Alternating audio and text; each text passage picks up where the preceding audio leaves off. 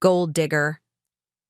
The word echoed through the Westfield family reunion as my husband's father raised his glass in a toast. Not to celebrate our 5th anniversary, but to mock my background. 2 years later, they stood in my office doorway, bankruptcy, papers in hand. Now they needed the financial expertise they once ridiculed. What they didn't know was that I'd been preparing for this moment since the day I walked out of that reunion. And what I did next would change the Westfield legacy forever. Before we jump back in, tell us where you're tuning in from, and if this story touches you, make sure you're subscribed.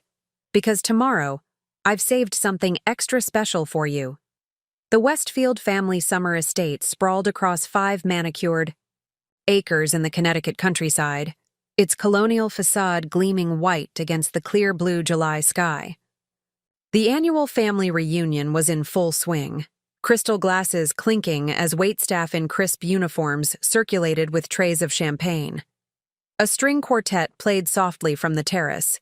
Everything exuded old money, carefully preserved traditions, and the quiet confidence of generational wealth. I stood near the edge of the gathering, my simple navy dress a conscious choice, elegant enough to meet Westfield standards, but not showy enough to draw criticism. After 5 years of marriage to Andrew Westfield, I had mastered the art of strategic invisibility within his family circle, present enough to avoid accusations of rudeness, reserved enough to deflect the scrutiny that had followed me since our engagement. This year was supposed to be different. Andrew and I were celebrating our 5th anniversary, and his family's shipping business, Westfield Maritime Holdings, had just secured a lucrative international contract that Andrew had spearheaded. For once, I had allowed myself to hope that his family might see me as something other than the scholarship girl from South Boston who had somehow ensnared their precious heir. "Everyone, if I could have your attention." Richard Westfield, Andrew's father and the patriarch of both family and business, tapped his crystal glass with a sterling silver spoon. At 68, he maintained the commanding presence that had built a regional shipping company into an international corporation. His voice carried across the lawn, instantly silencing conversations. Today is a special occasion. Not only are we gathered for our annual reunion, but we're also celebrating Westfield Maritime's expansion into Asian markets, a $50 million contract that secures our position as industry leaders. Applause rippled through the gathering. I smiled politely, genuinely happy for the company's success, but also for Andrew, who had worked 18-hour days for months to close the deal. His father had initially opposed the expansion, preferring to focus on established European roots. Andrew's perseverance had finally paid off. And of course, Richard continued, his gaze sweeping over the assembled family members, we're also marking 5 years since Andrew's interesting marriage choice. The slight pause before interesting sent a chill through me. Beside me, Andrew stiffened. When Andrew brought Meredith home, many of us wondered what attracted our Harvard-educated heir to a South Boston accountant. Richard's smile remained fixed, but his eyes hardened. Some less charitable family members even whispered "gold digger." The words hung in the air like smoke. Several family members shifted uncomfortably. Andrew's cousin Catherine shot me a sympathetic glance from across the lawn. But most nodded slightly or maintained carefully neutral expressions. But today, Richard raised his glass higher. As we celebrate this landmark deal, a deal that Andrew assured us his wife's financial expertise supported, I think we can all acknowledge what Meredith really brought to the Westfield family. My heart quickened. Was this finally acceptance? She showed us that even someone from her background can recognize a good investment when she sees it. Laughter rippled through the crowd, not universal, but enough to sting. Andrew's hand found mine, squeezing tightly, but he remained silent. "To the Westfield business acumen," Richard concluded, apparently attractive enough to draw interest from outside our usual circles. Glasses rose around us. The toast wasn't a celebration of our anniversary. It was a public reminder of my outsider status, cloaked in just enough civility to make open objection seem like an overreaction. I maintained my smile, years of practice keeping my expression pleasant as my stomach churned with humiliation. The conversation resumed around us, the moment passing for everyone except me. The words gold digger echoed in my mind, amplifying all the small slights and dismissals I'd endured since marrying Andrew. "I'm sorry," Andrew whispered, his face flushed with anger and embarrassment. He had no right. "I'll say something." "Don't." I squeezed his hand. "It'll only make it worse." This was our pattern. Richard would belittle me, Andrew would seethe but ultimately defer to his father's authority, and I would pretend it didn't matter. The path of least resistance. But something had shifted inside me. Perhaps it was the public nature of the insult, or the realization that 5 years of proving myself hadn't changed a thing. Whatever the reason, I suddenly couldn't breathe in the perfectly conditioned air of Westfield privilege. "I need a minute," I murmured, releasing Andrew's hand. "Just some air." He nodded, concern creasing his brow. "Want me to come?" "No. Stay. I'll be right back." I moved toward the house with measured steps, nodding politely to various Westfield relations as I passed. No dramatic exit, nothing to fuel gossip, just a casual withdrawal that wouldn't be noticed amidst the celebration. Once inside the main house, I let my carefully maintained expression fall. The central hallway stretched before me, walls lined, with portraits of Westfield ancestors dating back to the shipping company's founding in 1897. Stern faces in gilded frames, generations of wealth and privilege looking down with the same slightly disapproving expression I'd seen on Richard's face countless times. I found myself before the portrait of Walter Westfield, the founder, who had started with a single cargo ship and built the initial company. His expression was different from the others, determined rather than entitled, his eyes reflecting the hunger of someone who had created rather than inherited. "He wouldn't have looked down on you," a voice said from behind me. I turned to find Eleanor Westfield, Andrew's 86-year-old grandmother and the family matriarch.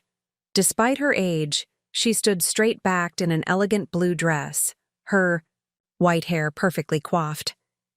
Unlike Richard, who had married into the family, Eleanor was a Westfield by birth, the daughter of Walter's son. "Walter came from nothing," she continued, moving beside me to study the portrait. "Coal miner's son from Pennsylvania.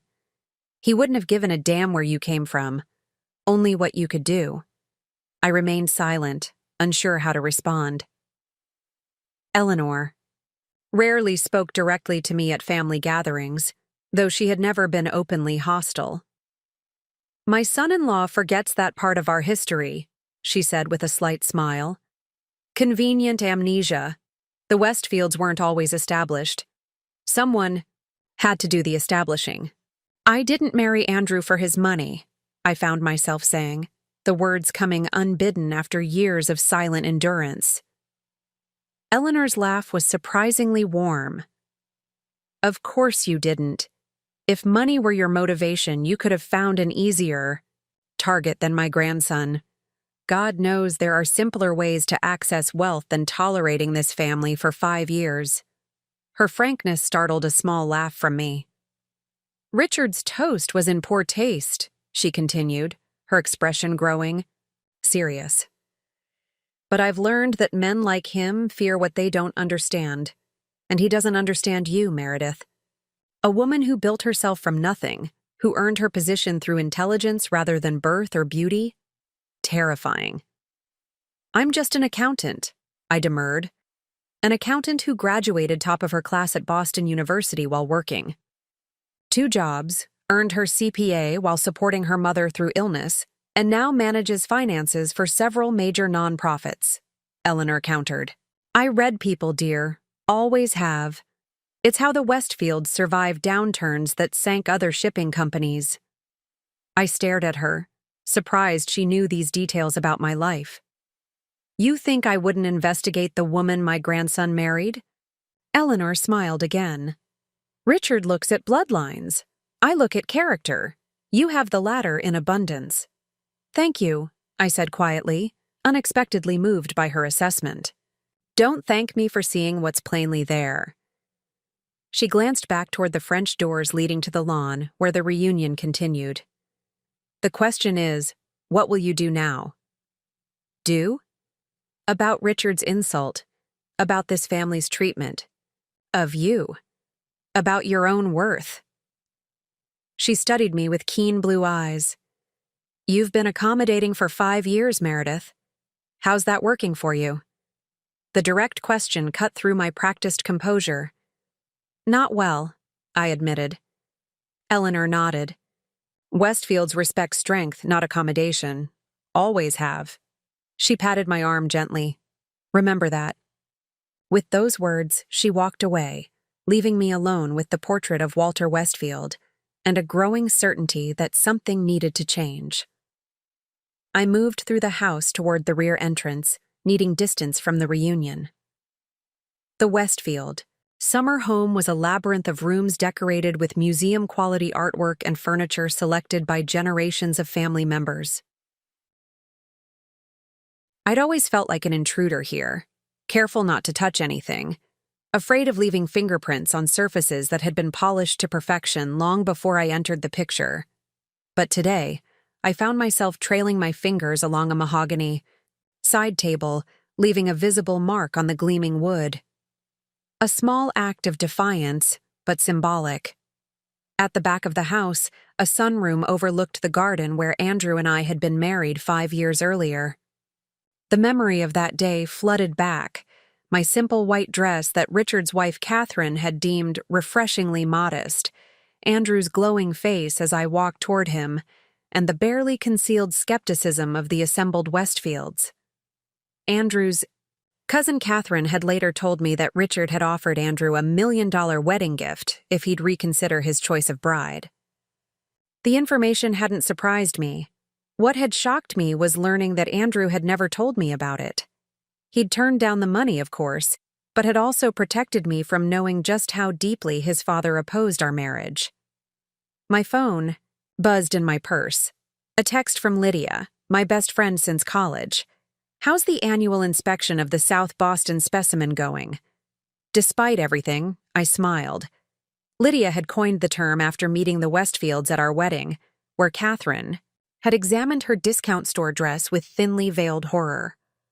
Just got publicly called a gold digger by my father-in-law. In a toast. So, about as expected. Her response came seconds later. I'm coming to get you. No arguments. No one talks to my girl that way. I hesitated, then typed, not necessary. But, thank you. I think I need to handle this myself. You sure? I make a great getaway driver. I'm sure. Talk tomorrow? Count on it. And Mirror? Remember who you are, not who they think you are. Lydia's words echoed Eleanor's message from moments earlier. Remember who you are. The South Boston girl who'd studied by flashlight when the electricity was shut off. The teenager who'd worked nights at a diner to help with her mother's medical bills. The college student who'd graduated with honors despite never having the luxury of full-time study. Preparing and narrating this story took us a lot of time, so if you are enjoying it, subscribe to our channel. It means a lot to us. Now back to the story. I was not, and had never been, a gold digger. I had fallen in love with Andrew Westfield, the person, not the fortune. I'd been captivated by his intelligence, his kindness, his ability to see beyond his privileged upbringing. What I hadn't anticipated was how deeply that privilege had shaped him, how even his rebellion against family expectations still operated within the safe confines of Westfield influence. A decision crystallized within me, clear and sharp as New England winter air. I would no longer contort myself to fit within the narrow confines of Westfield acceptance. The cost was too high, the return too meager. I pulled out my phone again and ordered a car service. Then I texted Andrew. Taking a car back to Boston. Need some space. We can talk tomorrow. His response came immediately. What? Why? I'll come. With you? No. Stay with your family. This is something I need to do alone. Is this about what Dad said? I'm so sorry, Mur. I should have said something. Yes, you should have. But this isn't just about today. It's about 5 years of pretending I don't notice how your family sees me. I need time to think. Please don't leave like this. Let's talk first. We've talked for 5 years, Andrew. I need action now, not words. I silenced my phone and slipped it back into my purse. Then I walked through the house one last time, past the Westfield ancestors and their legacy of judgment, out the front door to where my ordered car was already pulling into the circular driveway. The driver, a middle-aged woman with kind eyes, asked no questions when I requested the 2-hour drive to Boston. As we pulled away from the estate, I caught a glimpse of Andrew rushing out the front door, his expression panicked. For a moment, my resolve wavered. Then I remembered Richard's toast, the laughter that followed, and Andrew's silence in the face of it all. The car turned onto the main road, leaving the Westfield estate behind. I didn't look back. 3 hours. Later, I stood in our Boston apartment, surrounded by the life Andrew and I had built together. Unlike the Westfield estate with its inherited grandeur, our home reflected choices we'd made as a couple. Comfortable furniture chosen for livability rather than status, walls filled with photographs of places we'd visited, bookshelves overflowing with volumes we'd both read and discussed. I moved through the rooms slowly, seeing our shared life through new eyes. How much of what we'd built was truly ours, and how much was shaped by the invisible influence of Westfield expectations?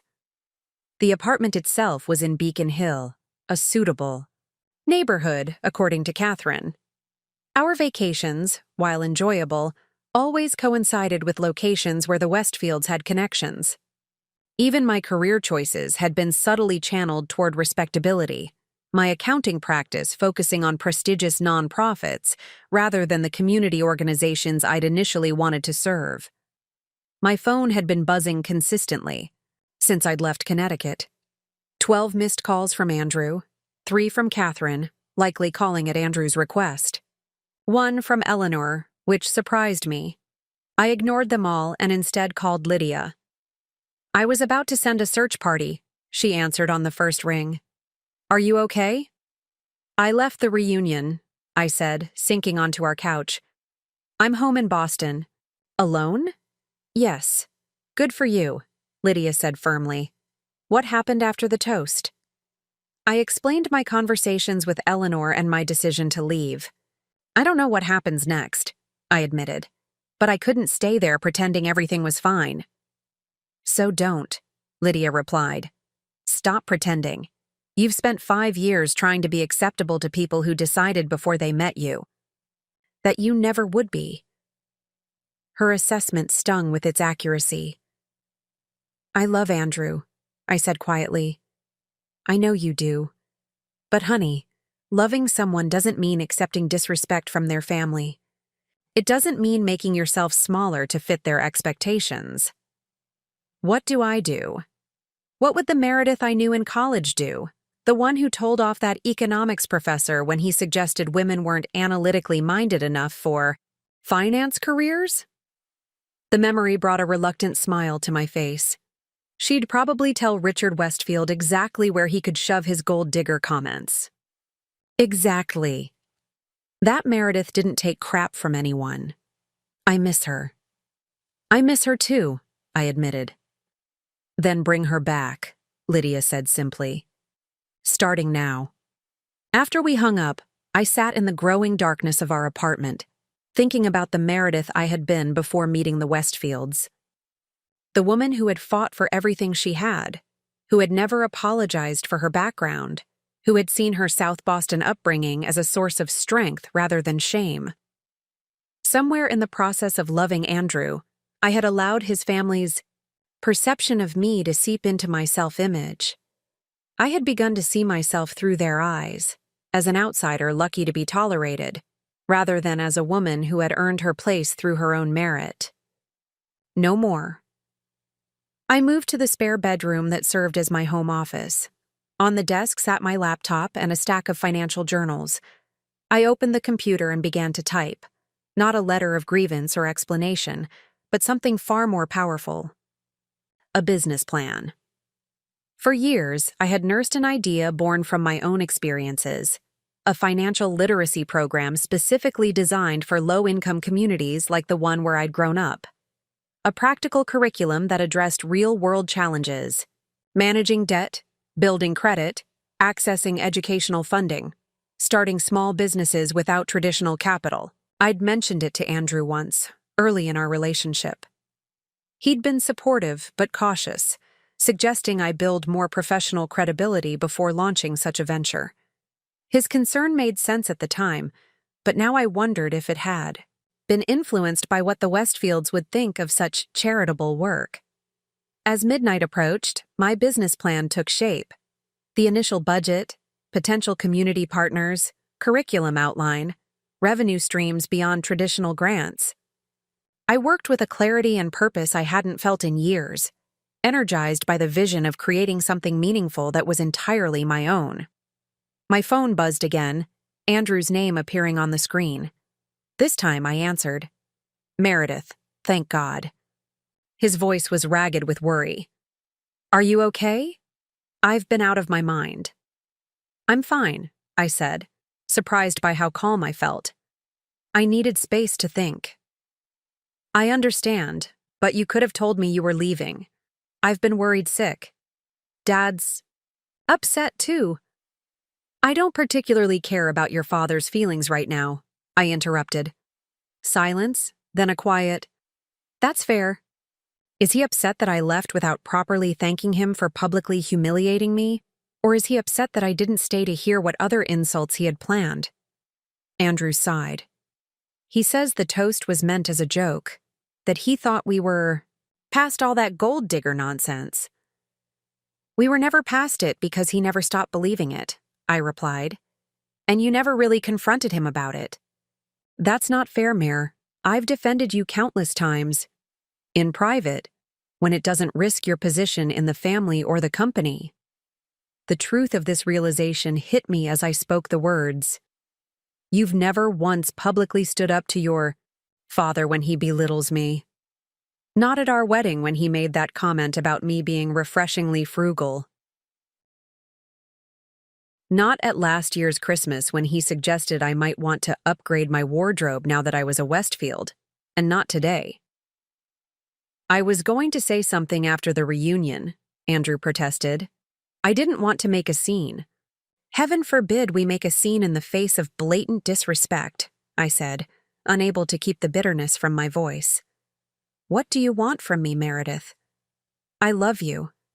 I chose you over everything else. Isn't that enough? The question hung between us, deceptively simple but laden with complexity. Was it enough to be chosen, if that choice wasn't defended? Was it enough to be loved, if that love didn't extend to protection from his family's disdain? I don't know, I answered honestly. I need time to figure that out. Are you? His voice cracked. Are you leaving me? The fear in his question twisted my heart. Despite everything, I loved this man. I don't know that either, I admitted. But I know I can't keep living as half of myself to make your family comfortable. This isn't about my family. It's about us. It's about both, I countered. Because your family is part of who you are, Andrew. Their values, their judgments, their expectations, they've shaped you, whether you recognize it or not. And for 5 years, I've been bending myself to fit those expectations. So what now? He asked, his voice small. Now I need space. I need to remember who I am without the Westfield filter. I glanced at my business plan, still open on my laptop. I need to build something that's truly mine. How long? I don't know that either. As long as it takes. After we hung up, I returned to my business plan with renewed focus. By dawn, I had the framework for what would become my life's purpose. though I didn't recognize it as such at the time. I named it simply Financial Foundations. Its mission statement spoke to the core of who I had always been: empowering economic self-determination in underserved communities. As the sun rose over Boston, I finally went to bed, exhausted but clearer than I'd felt in years. I didn't know if my marriage would survive this transformation. I didn't know if Andrew could truly separate himself from his family's expectations. I didn't even know if my business concept would succeed. But I knew, with absolute certainty, that I was done being the gold digger of Westfield imagination. Whatever came next would be on my terms, a reclamation of the self I had allowed to be diminished for far too long. What I couldn't have known then was that exactly 2 years later, the Westfields would be standing in my office doorway, their shipping empire crumbling, seeking the very expertise they had once dismissed, and my response would forever change. The dynamics not just of my marriage, but of the entire Westfield legacy. The first week after leaving the Westfield reunion passed in a blur of purposeful activity. I threw myself into developing financial foundations, refining the business plan into something concrete and actionable. The concept expanded beyond my initial vision, not just workshops and coaching, but a comprehensive approach to economic empowerment for communities like the one where I'd grown up. Andrew returned to Boston 3 days after I left Connecticut. He moved quietly around our apartment, careful not to disturb my work or press for conversations I wasn't ready to have.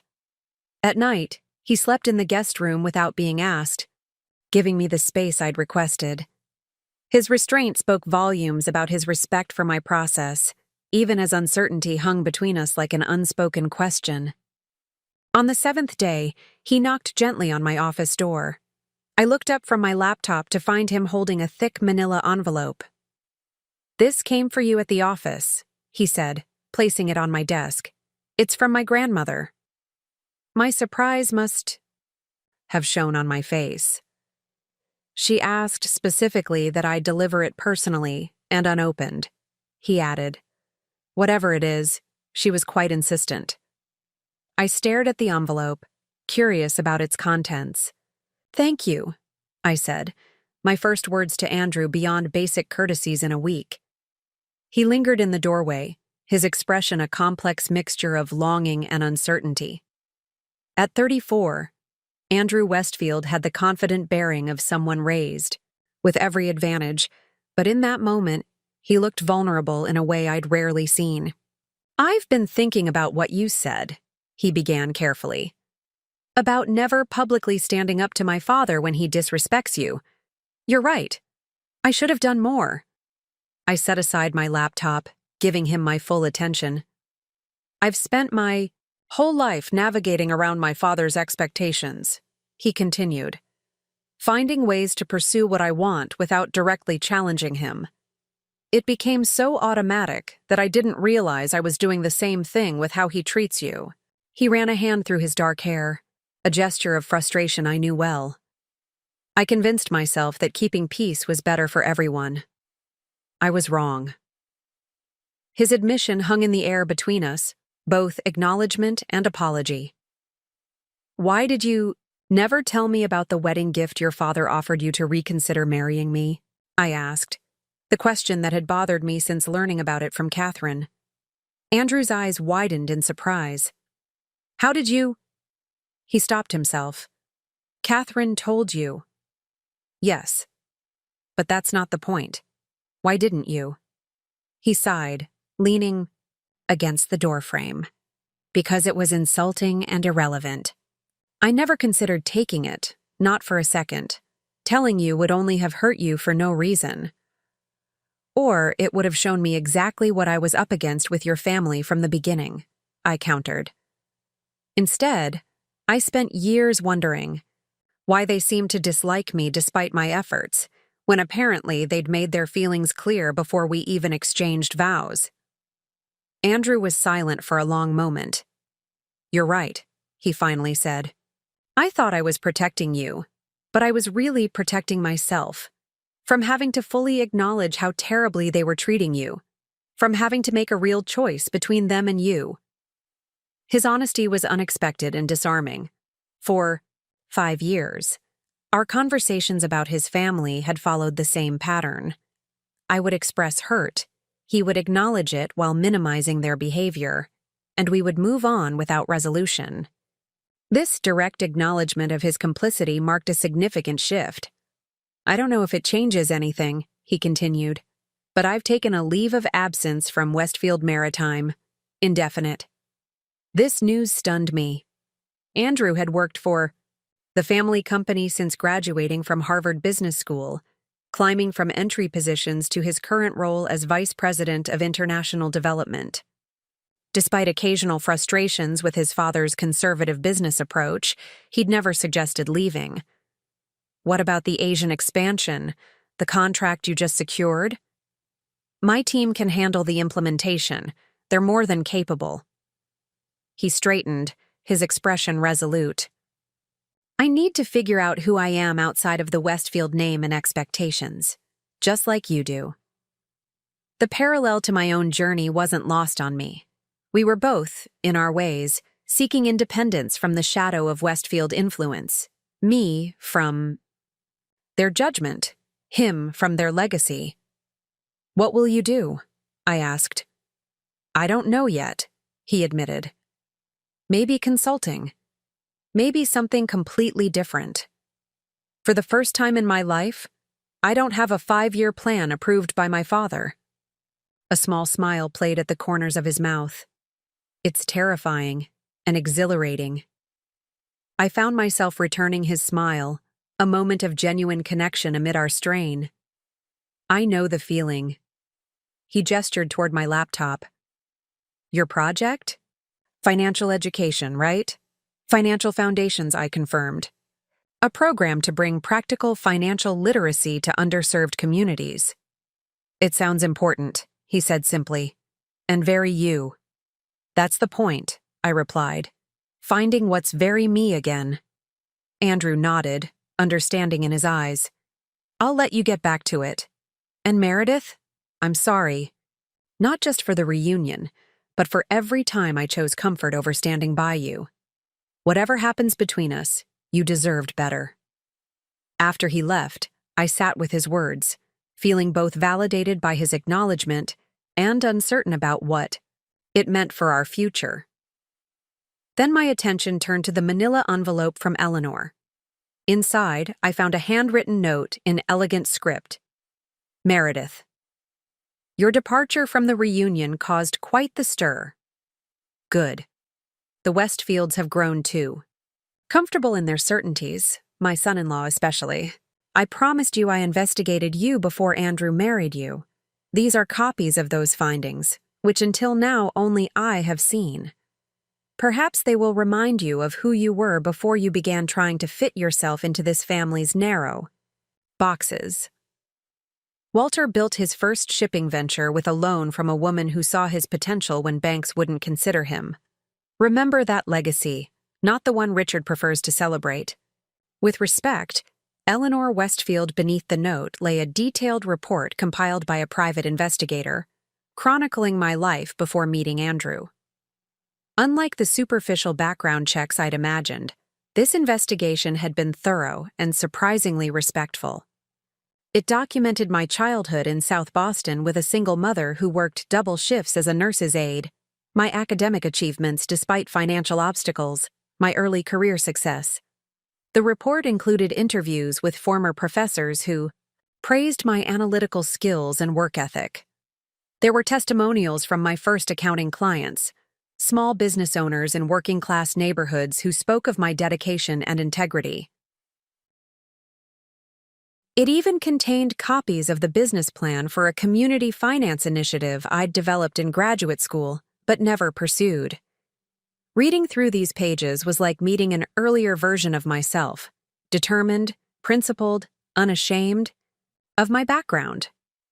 I had been proud of growing up in South Boston, proud of the resilience it had taught me, proud of building success from limited resources. When had I started seeing my origins through the Westfields' disparaging lens? The final page of the report contained the investigator's summary conclusion. Ms. Sullivan demonstrates exceptional financial acumen combined with strong ethical principles and community commitment. Despite her modest background, or perhaps because of it, she has developed remarkable resilience and problem-solving capabilities. She appears unlikely to be motivated primarily by financial considerations, given her history of choosing lower-paying positions with organizations aligned with her values over more lucrative opportunities. Eleanor had highlighted this paragraph, and written in the margin, exactly what the Westfield line needs: fresh perspective, real-world grit, genuine principles. Richard is a fool. I set the report aside, emotions cycling between vindication, determination, and a renewed sense of purpose. Eleanor had given me more than information. She'd given me back a perspective on myself untainted by Westfield judgment. That night, for the first time since the reunion, I joined Andrew for dinner at our kitchen table. We didn't discuss our marriage directly, but we talked about his decision to take leave from the company, about my plans for financial foundations, about who we were and wanted to be independent of his family's expectations. It wasn't a resolution, but it was a beginning, a conversation between equals rather than between a Westfield heir and the woman his family had labeled a gold digger. Over the following weeks, I threw myself into building financial foundations, from concept to reality. I reached out to former colleagues in financial services who had moved to nonprofit sectors, to community advocates I'd worked with through volunteer accounting, to professors from my graduate program who specialized in economic empowerment. The response was overwhelmingly positive. Many had been waiting for a program that addressed financial literacy from a practical, community-centered approach, rather than through traditional banking frameworks. Lydia, whose background in marketing complemented my financial expertise, came aboard as my first official team member. "This is the Meredith I knew was still in there," she said during our first strategic planning session. "The one who wanted to change things, not just fit into them." Andrew, true to his word, didn't return to Westfield Maritime. Instead, he began consulting for shipping companies outside his family's sphere of influence. He seemed lighter somehow, freed from the constant negotiation of his father's expectations. We continued living together, rebuilding our relationship slowly, finding our way back to each other as the people we were becoming rather than those we had been. 3 months after the reunion, I secured our first major grant from the Boston Community Foundation, enough funding to launch pilot programs in 3 South Boston neighborhoods.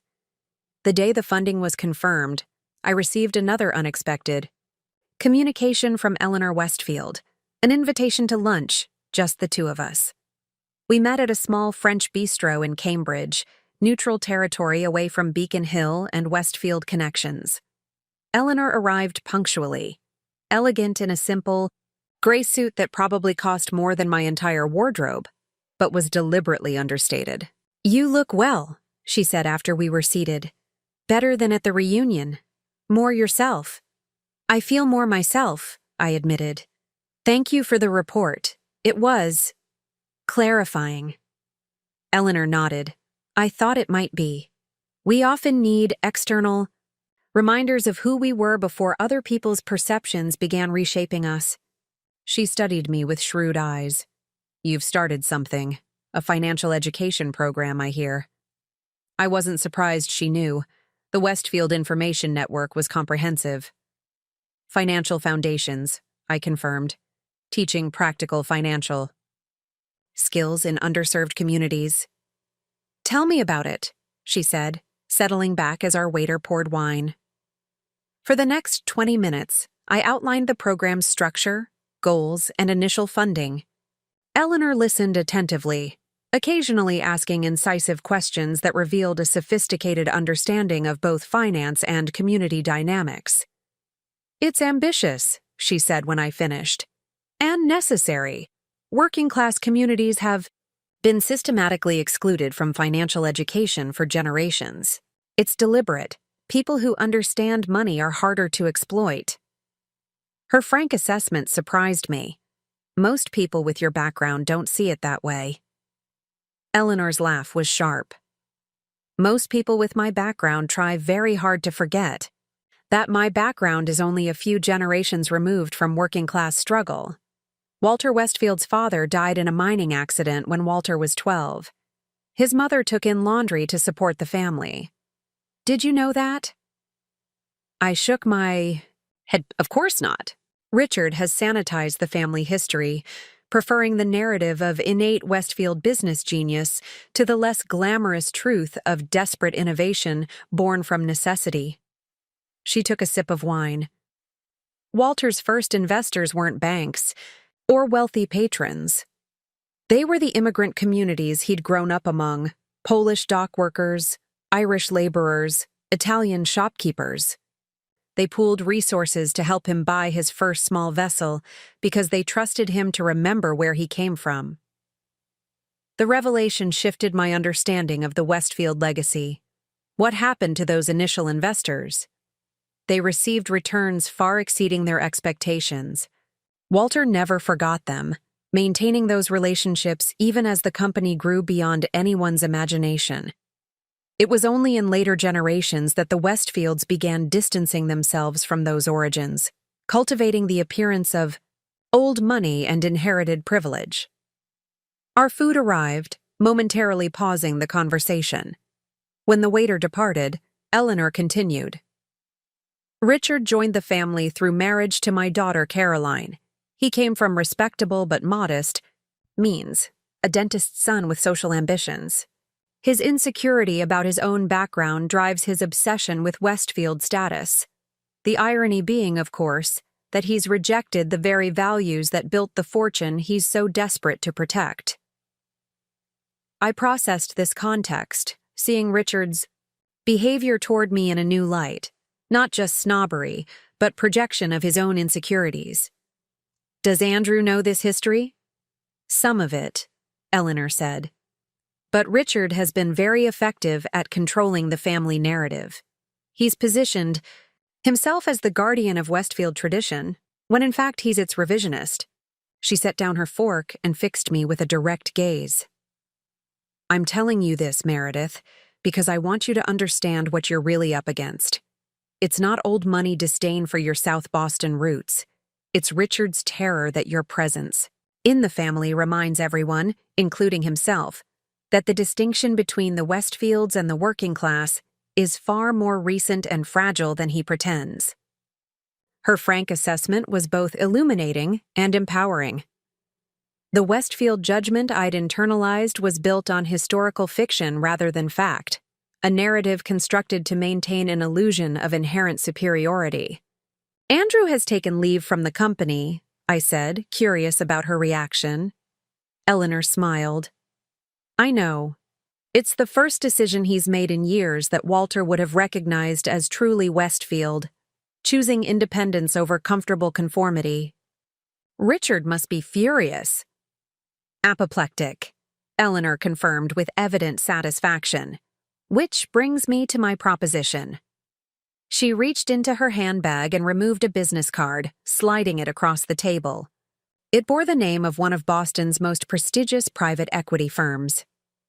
Harrison Peters is an old friend, she explained. His firm manages a social impact investment fund focused on economic equity initiatives. I've told him about financial foundations. He's interested in meeting with you. I stared at the card, momentarily speechless. Access to a fund of that caliber could transform financial foundations from a regional pilot to a national model almost overnight. Why are you doing this? I finally asked. Eleanor considered the question carefully. Partially because your program has genuine merit. Partially because I admire your resilience in the face of my family's poor behavior. She paused, something vulnerable briefly crossing her features. And partially because I see in you the spirit that made the Westfield successful in the first place, the spirit my son-in-law has tried so hard to breed out of the family in favor of empty status. Won't helping me put you at odds with Richard? Her smile turned mischievous, belying her 86 years. My dear, I've been at odds with Richard since the day he married my daughter. The difference is that now I've stopped being polite about it. 2 weeks later, I met with Harrison Peters and his investment team. The meeting, which I'd expected to be a preliminary introduction, turned into a 3-hour deep dive into financial, foundations model, methodology, and metrics for success. By the end, they had committed to a substantial investment that would allow for expansion into 5 additional cities within the first year. As word of the program spread through professional networks, other opportunities materialized. A regional bank offered to provide free checking accounts for program participants. A technology company donated laptops for our workshops. Former colleagues volunteered their expertise. What had begun as a personal reclamation project was evolving into a movement. 6 months after the fateful reunion, Financial Foundations launched its first official workshop in the South Boston Community Center, where I'd once attended after-school programs. 40 participants filled the room: single mothers, service industry workers, young adults from the housing projects, elderly residents on fixed incomes. People like those I'd grown up among, facing the same financial challenges my mother had navigated with determination and creativity. As I stood before them, explaining the program structure and introducing our team, I felt a profound sense of alignment. This was exactly where I was meant to be, doing precisely what I was meant to do. Not because it would impress the Westfields or prove my worth to Andrew's family, but because it spoke to the core of who I had always been. Andrew attended the launch, sitting quietly in the back row, supporting without inserting himself. Afterward, as we packed up materials, he helped stack chairs and collect evaluation forms, just another volunteer rather than the heir to a shipping fortune. "This is extraordinary, Murr," he said as we loaded the last box into my car. "The energy in that room, the way people responded to you, they could tell you genuinely understand their challenges." "Because I do," I replied. "I lived them. My mother lived them. These aren't abstract problems for me." He nodded, his expression thoughtful. "I've been thinking about something my grandmother told me recently, about Walter Westfield's early investors, how they came from the same communities he grew up in." "She told me that story too," I said, surprised. "She said Walter believed financial success meant nothing if it didn't uplift the community that made it possible." He gestured toward the community center. "What you're doing here, it's more aligned with the original Westfield values than anything my father has done with the company in 20 years. The observation struck me as both ironic and validating. I had spent years trying to prove myself worthy of the Westfield name, only to discover that my natural inclinations were more aligned with its founding principles than those who now guarded its legacy so jealously. "I've been offered a position with a shipping startup," Andrew continued. "They're developing sustainable practices for the industry: solar and wind-assisted propulsion, carbon-neutral port operations. It's everything I tried to get my father interested in for years. Are you going to take it?" "I think so." His eyes met mine, searching. "But I wanted to talk to you first. It would mean a clean break from Westfield Maritime, from my father's influence, from the inheritance he's held over my head since I was old enough to understand what it meant." The implications were significant. Richard had made it clear that Andrew's position as heir to both the company and the family fortune was contingent on his continued role within Westfield Maritime. Choosing this new path would mean stepping away from not just the family business, but potentially his financial birthright. "Are you prepared for that?" I asked carefully. "I think I have to be." His expression was resolute. "These past months, watching you build something meaningful, something aligned with your values, it's made me realize how much I've compromised mine to keep peace with my father. I don't want to live that way anymore." In that moment, I saw Andrew clearly, not as the Westfield heir I'd married, but as the man he was struggling to become, independent of his family's expectations and judgment. The journey I'd begun for myself was mirrored in his own evolution, each of us working to reclaim our authentic selves. "I think you should take the position," I said, "if it's what you really want." "It is." He hesitated, then added, And I want us to really try again, Meredith. Not as a Westfield and the woman they called a gold digger, but as two people building lives true to themselves. If that's something you want too. The question hung between us, weighted with months of reevaluation and growth. I studied his face, the sincerity in his eyes, the tension in his jaw that spoke of both fear and hope. This was Andrew stripped of Westfield's certainty, vulnerable and genuine in a way he rarely allowed himself to be. I think, I said carefully, that I'd like to see who we become when we're both standing fully in our own truth, and then decide if those people belong together. He nodded, accepting the honest uncertainty of my answer.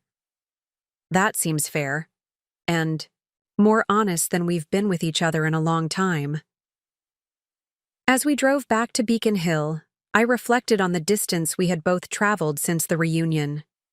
My public humiliation had become a catalyst for transformation, painful but ultimately necessary. Whether our marriage would survive remained an open question, but we were each, finally, becoming the people we needed to be, with or without each other. What none of us could have anticipated was how quickly the external circumstances would change. Just as Financial Foundations was gaining momentum and Andrew was preparing to join the sustainable shipping venture, economic headwinds were gathering force against Westfield Maritime Holdings. Forces that would, within months, bring the proud family to my doorstep, seeking the very expertise they had once dismissed as irrelevant. The gold digger was about to become their last hope for financial salvation, a turn of events that would test not just my professional capabilities, but the person I had become through reclaiming my voice and worth. 18 months after the infamous Westfield reunion, Financial Foundations had evolved from a passionate concept into a thriving reality. We had expanded to 12 cities across New England, with plans for a national rollout the following year. Our workshops had served over 3,000 participants, many of whom had gone on to secure better jobs, start small businesses, or purchase homes using the financial knowledge and strategies we'd provided.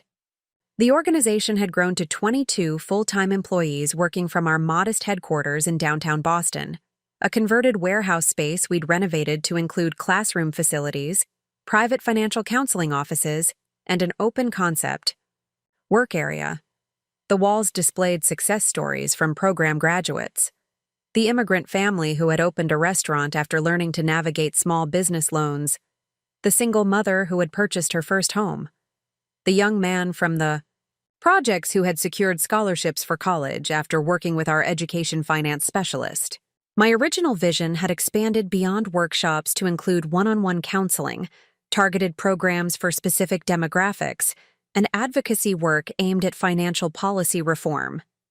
We had partnerships with credit unions, community banks, and technology, companies interested in reaching underserved markets ethically. Most significantly, we had begun training program graduates to become facilitators themselves, creating employment opportunities while ensuring our teaching remained grounded in community experience.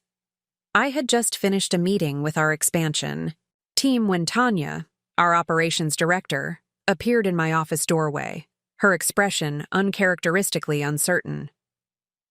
"There's someone here to see you," she said. "He doesn't have an appointment, but he's insistent." "Who is it?" I asked, scanning my calendar to confirm I hadn't overlooked a meeting. "Richard Westfield." Tanya lowered her voice. "Your father-in-law." The name sent a jolt through me. I hadn't seen Richard since the reunion 18 months earlier, and we'd exchanged no direct communication in that time.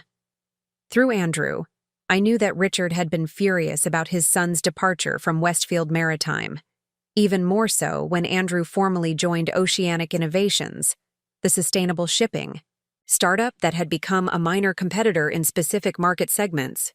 "Did he say what he wants?" I asked, buying time to compose myself. "Just that it's a private family matter," Tanya replied. She hesitated, then added, "I can tell him you're unavailable if you'd prefer." I considered the option briefly. Nothing obligated me to see Richard Westfield, especially given our history. But curiosity won out over caution. "No, it's fine. Send him in. But Tanya, could you call me in 15 minutes with an urgent matter? Just in case." She nodded, understanding the request for a potential exit strategy. "Of course."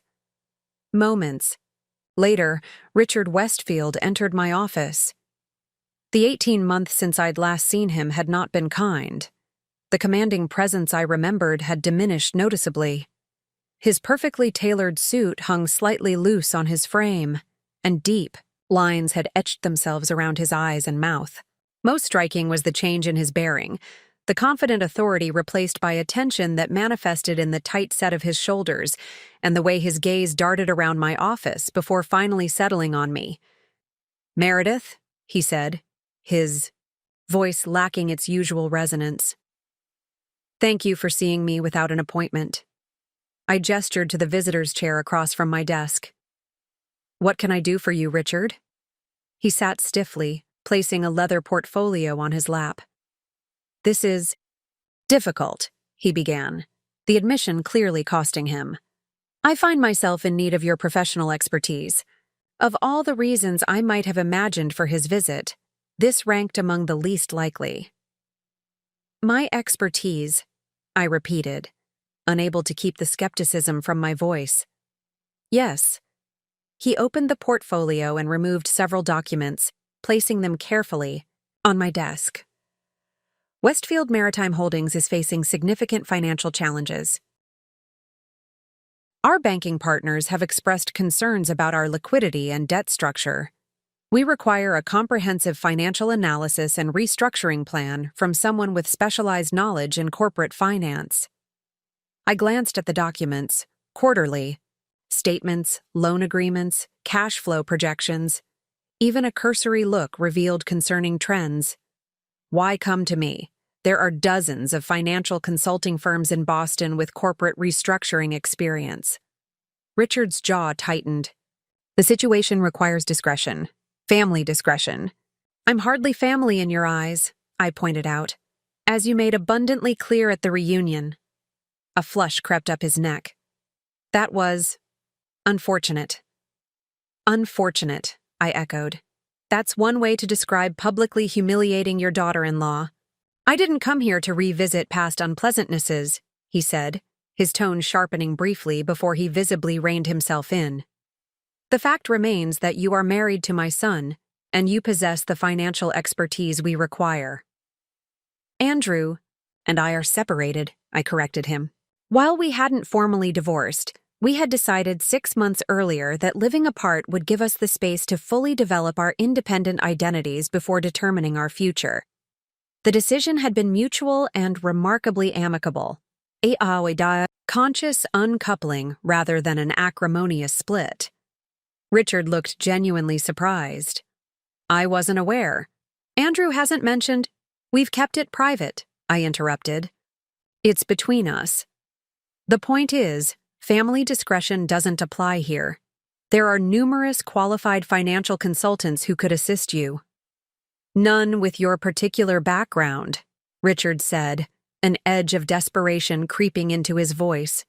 "None who understand both corporate finance and community banking alternatives.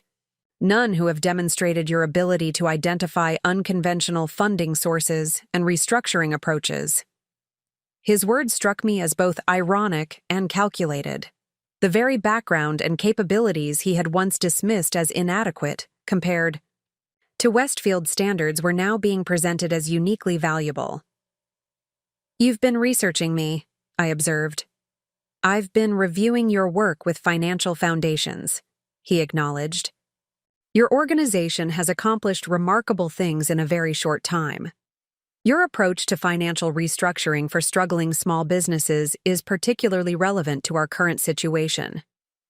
The realization that Richard Westfield had not only researched my work but found value in it was disorienting. For years, I had sought recognition from the Westfields, some acknowledgement that my professional capabilities mattered. Now that validation had arrived, but only because Richard needed something from me. Before I could respond, Tanya appeared at my door. I'm sorry to interrupt, but that urgent call is waiting. The Chicago partnership?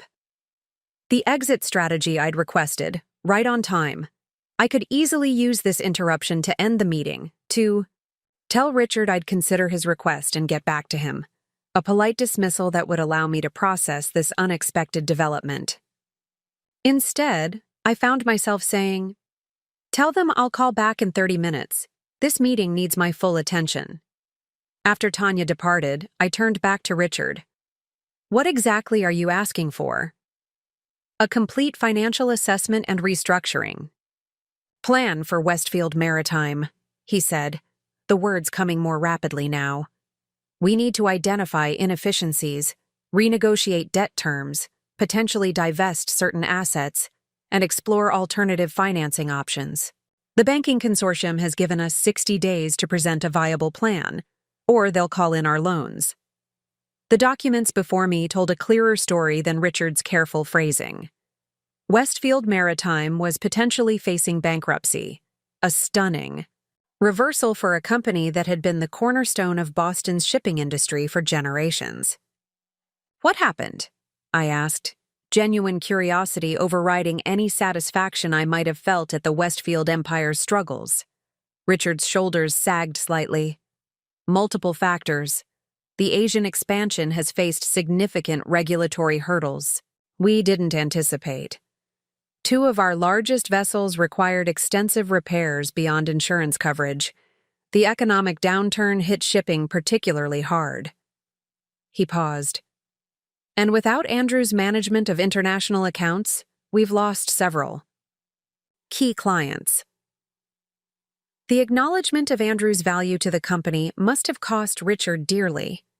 Since leaving Westfield Maritime, Andrew had thrived at Oceanic Innovations, helping the startup secure substantial contracts from environmentally conscious clients who valued their sustainable approach.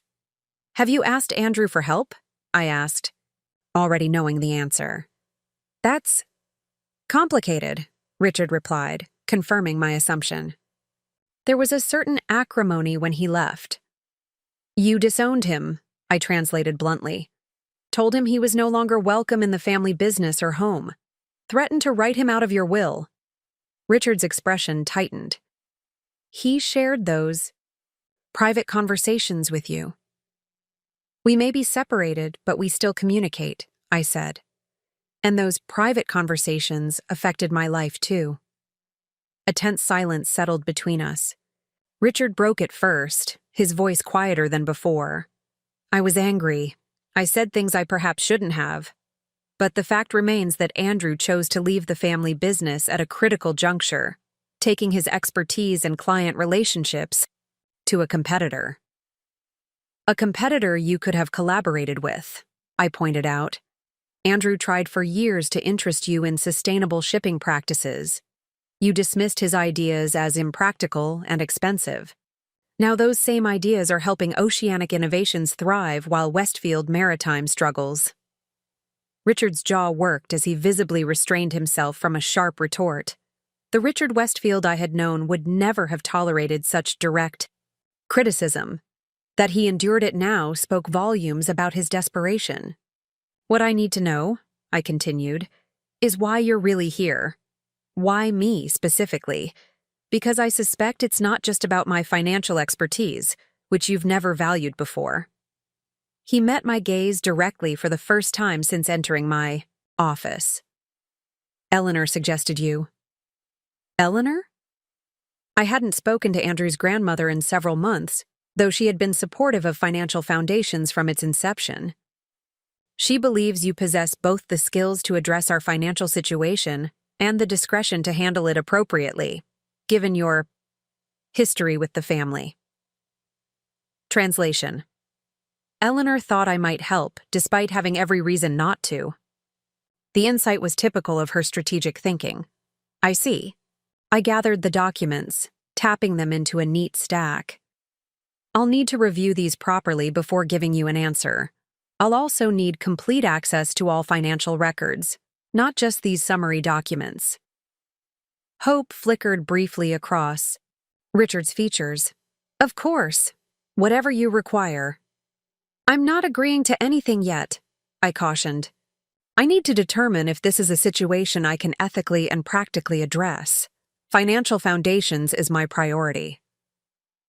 I understand, Richard said, though his tone suggested he expected business interests to naturally take precedence over non-profit work.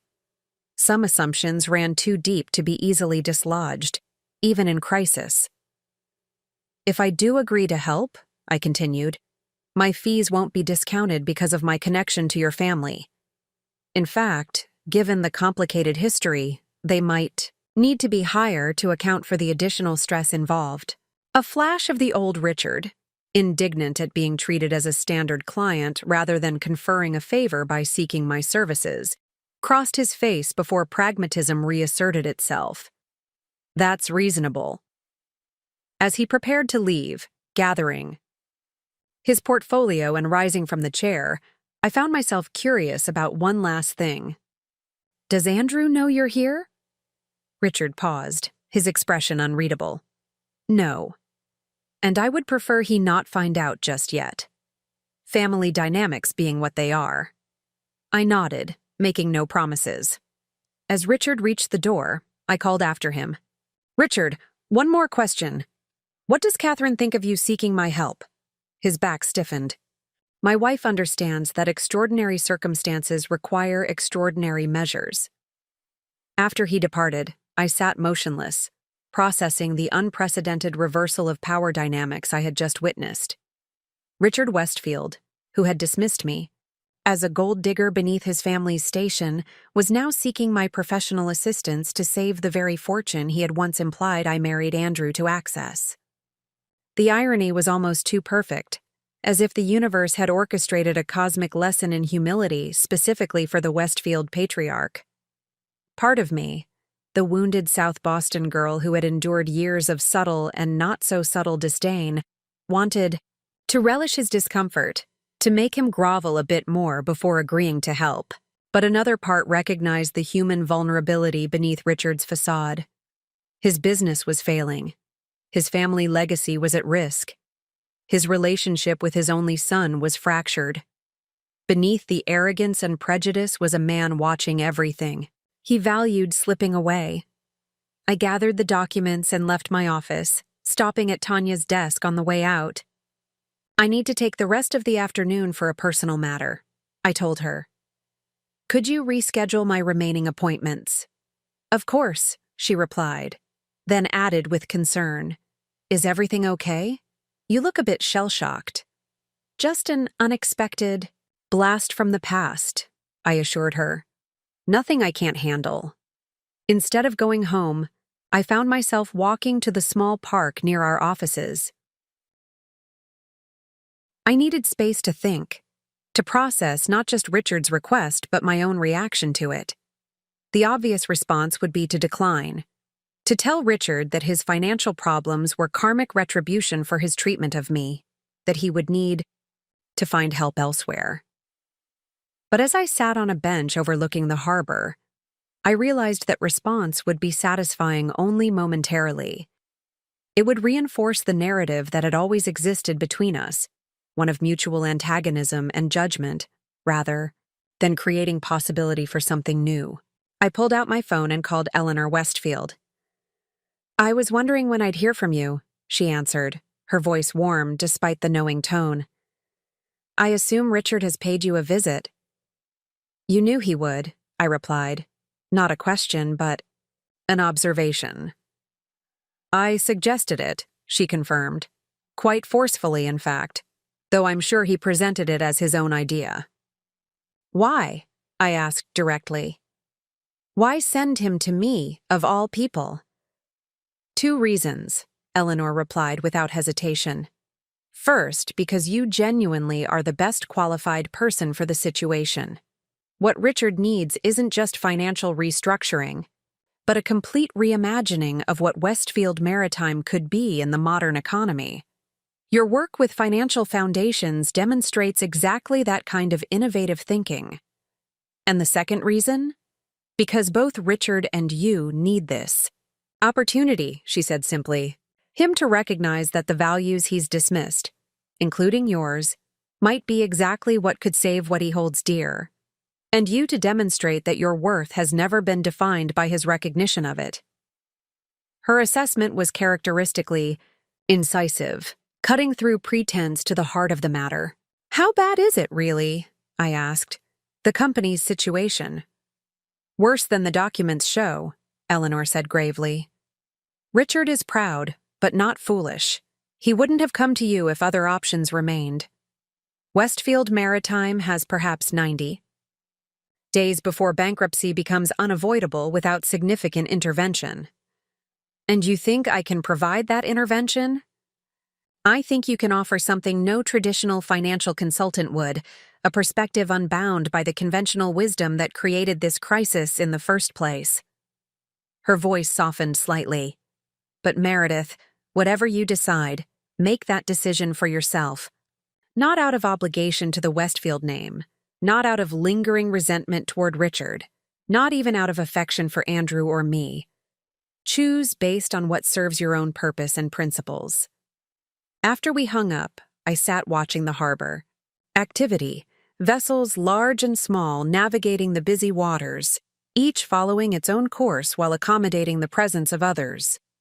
A metaphor, perhaps, for what Eleanor was suggesting, that I could chart my own path while still acknowledging my connection to the Westfields, neither defined by nor completely independent of that relationship. When I finally left the park, my decision was made. I would take on Westfield Maritime's financial restructuring, not as a favor to Richard or an obligation to the family I had married into, but as a professional challenge that aligned with my own values and expertise. If the methods I had developed for financial foundations could be applied to save a traditional corporation, it would validate my approach on a larger scale, potentially opening doors for broader economic reform. The following morning, I called Richard and outlined my terms: complete financial transparency, full authority to explore unconventional solutions, an executive-level consulting fee, and no interference from him during the assessment phase. To my surprise, he agreed to all conditions without negotiation, further evidence of his desperation. What I didn't tell Richard was that I had also called Andrew immediately after speaking with Eleanor. Our relationship, though altered by separation, remained built on mutual respect and honesty. I wouldn't work on his family's business without his knowledge, regardless of Richard's preferences. "It's your decision," Andrew had said after I explained the situation. "You don't need my permission or approval." "I know," I replied. "But I want to understand how you feel about it. This is the company you left, the father who threatened to disown you." Andrew was quiet for a moment. "I left Westfield Maritime because it wasn't evolving, because my father refused to see that the old ways of doing business were becoming obsolete. But I never wanted to see it fail. Too many people depend on those jobs. Too much history would be lost." "So you're okay with me working with Richard?" "More than okay," he said with surprising certainty. "If anyone can help them adapt without losing what makes Westfield Maritime worth saving, it's you. You've always seen possibilities others miss." His confidence meant more than I had expected, validating not just my professional capabilities, but the understanding we had developed of each other's strengths. The next week passed in a blur of financial analysis. I assembled a small team from financial foundations, staff with corporate finance backgrounds who could assist without compromising our ongoing programs. We converted a back office into a war room of sorts, walls covered with financial projections, organizational charts, and market analysis. The picture that emerged was both worse and more promising than Richard had presented. Westfield Maritime's core business, traditional shipping along established routes, was indeed struggling against more nimble competitors with lower overhead. But certain assets, specifically their extensive port properties and specialized handling capabilities for unusual cargo, were significantly undervalued and underutilized. More troubling was the corporate culture that had developed under Richard's leadership, risk-averse, hierarchical, and resistant to innovation. This cultural stagnation had accelerated the company's decline, driving away talented employees and preventing adaptation to changing market conditions. On the Friday afternoon, completing my first week of analysis, I was studying maritime insurance data when a text alert from our building security system notified me of a visitor. The video feed showed Catherine Westfield, Andrew's mother and Richard's wife, standing in our reception area.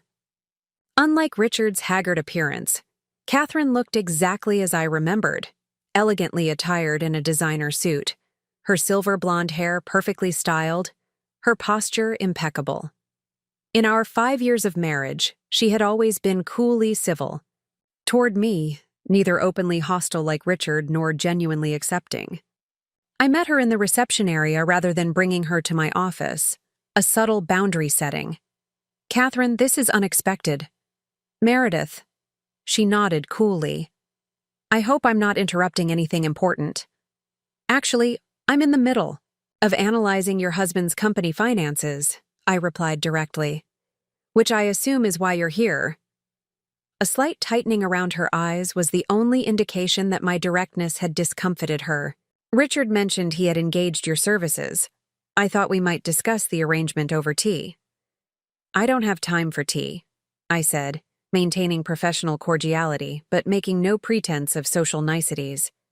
"But we can talk here, briefly."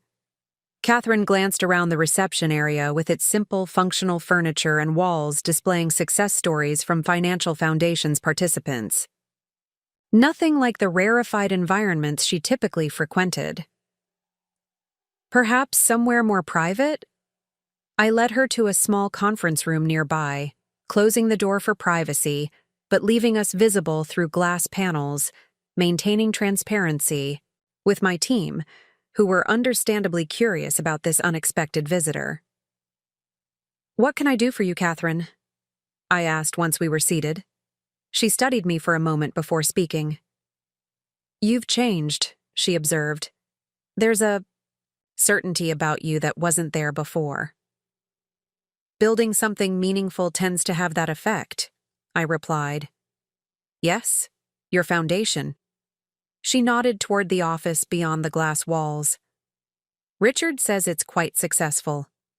"Community? Finance education, is it?" Financial Foundations provides practical financial literacy and empowerment programs for underserved communities, I clarified, using our standard description. "But I suspect you didn't come here to discuss my organization." Catherine smiled thinly. Direct as always. "Very well. I came to understand your intentions regarding Westfield Maritime." "My intentions are clearly outlined in the consulting agreement your husband signed," I said. "To provide a comprehensive financial assessment and restructuring plan." "Yes, the official arrangement." She waved this away. "I'm asking about your personal motivations, Meredith. This situation presents an obvious opportunity for redress of past grievances." The implication was clear. She suspected I might use this opportunity for revenge, to purposefully damage the company or the family's reputation. The assumption was both insulting and revealing of the Westfield's own ethical framework, the idea that power would naturally be used for retribution.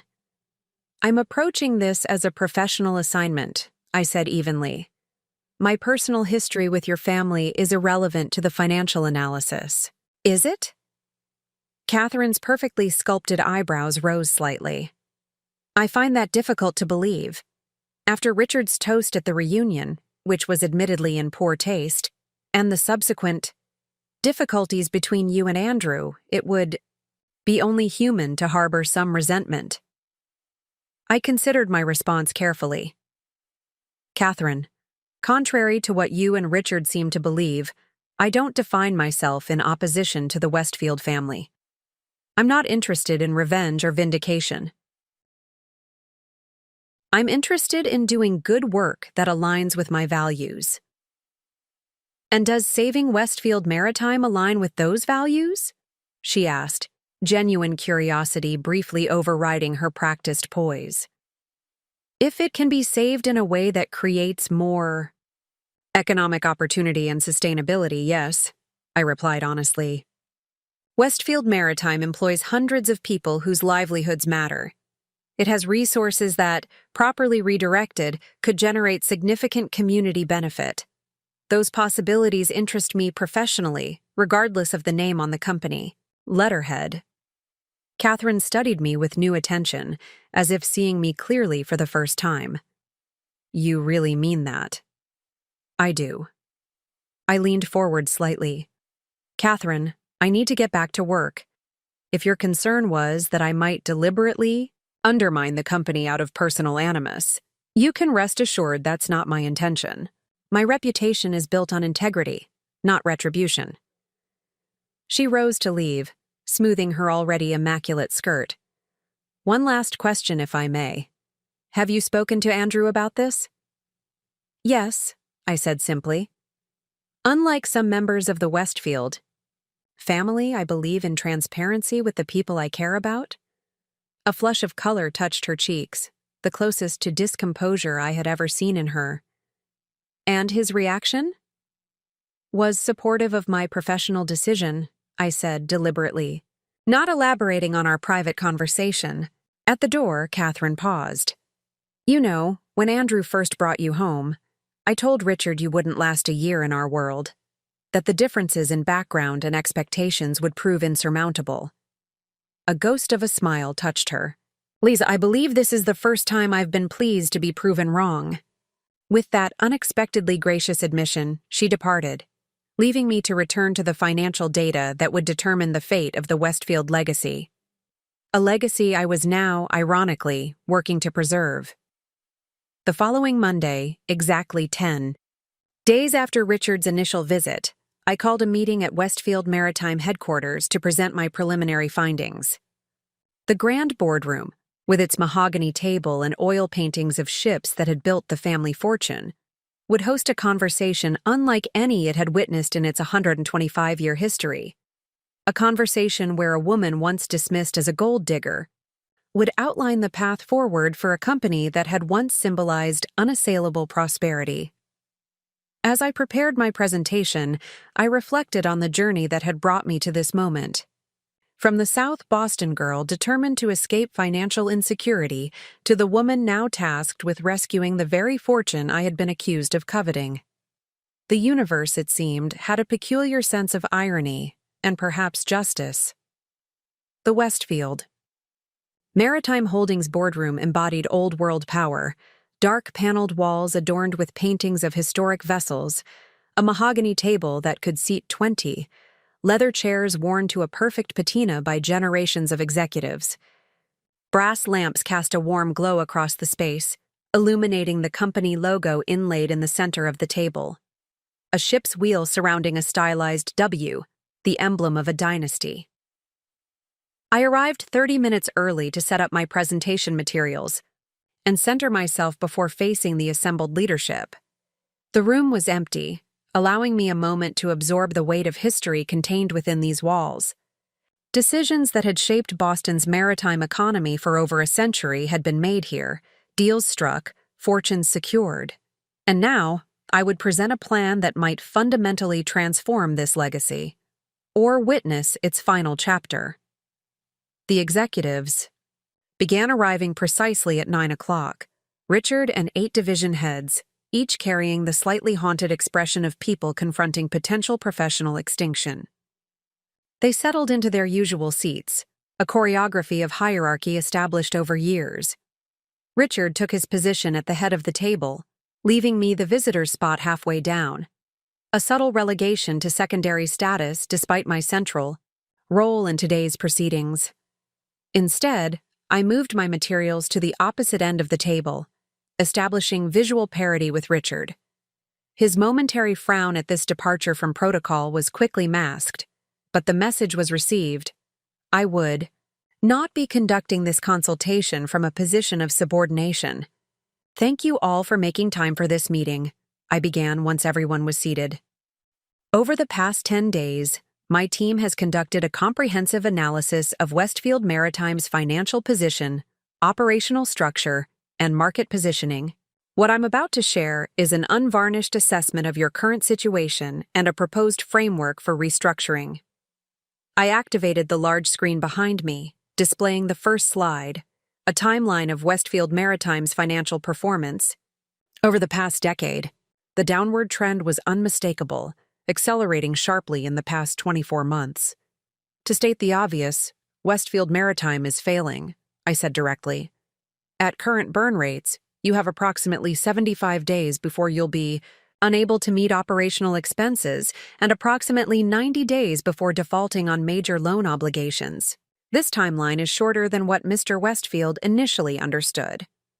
A ripple of discomfort moved through the room. Several executives exchanged alarmed glances.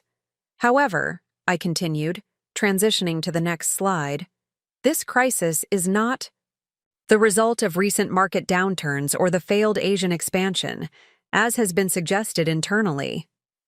Those were symptoms, not causes. The fundamental issue is structural, a business model that hasn't meaningfully evolved in 3 decades while the global shipping industry has transformed completely.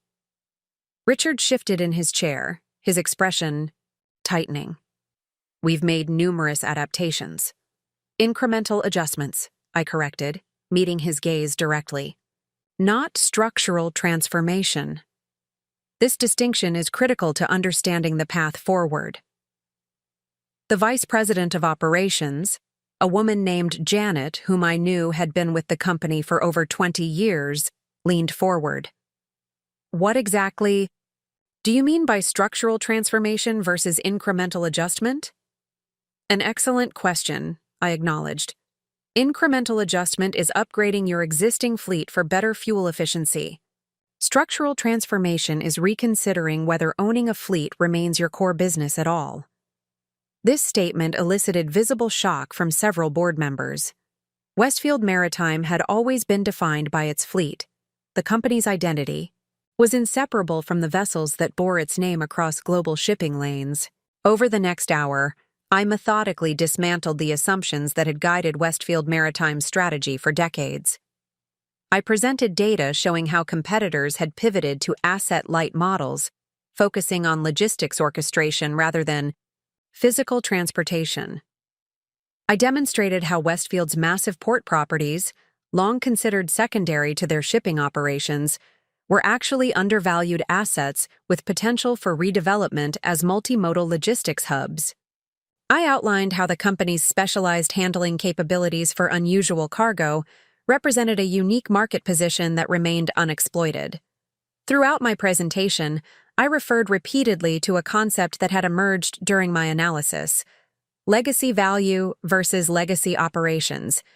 The distinction was critical. Westfield's true value lay not in maintaining traditional shipping operations exactly as they had been conducted for generations, but in leveraging the company's accumulated expertise, relationships, and physical assets in ways that honored their legacy while adapting to contemporary realities. The Westfield name carries significant weight in maritime circles, I explained. That reputation, built over generations, is an intangible asset your accounting doesn't capture, but it's potentially your most valuable resource if properly leveraged.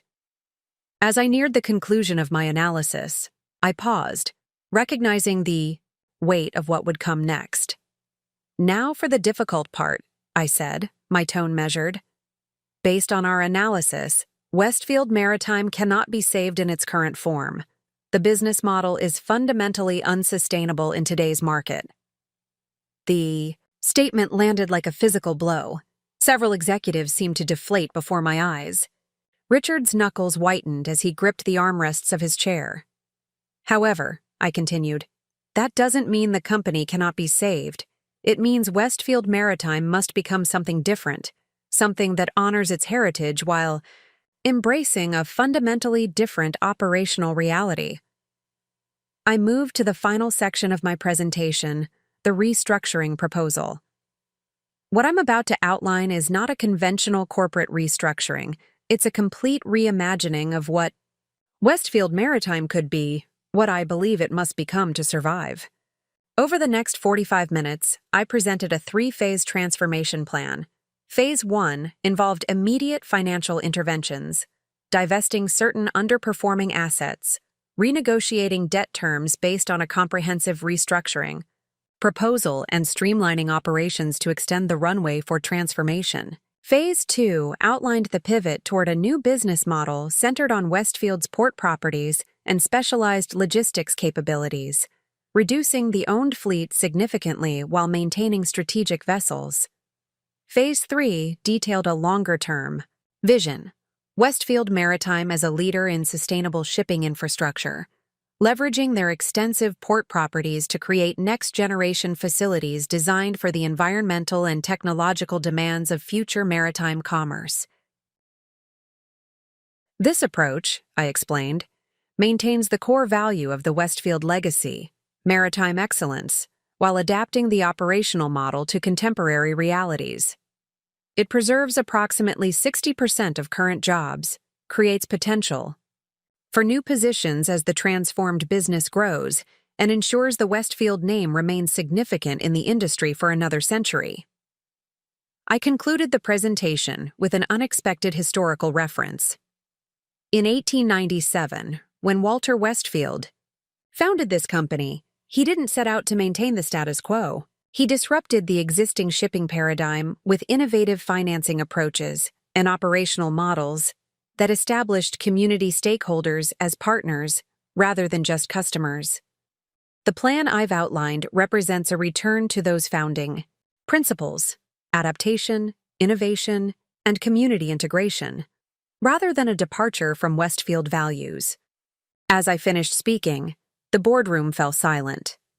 The executives exchanged glances, their expressions ranging from skepticism to cautious interest to outright alarm. I had just proposed dismantling significant portions of their traditional business, the operations many of them had built their careers managing.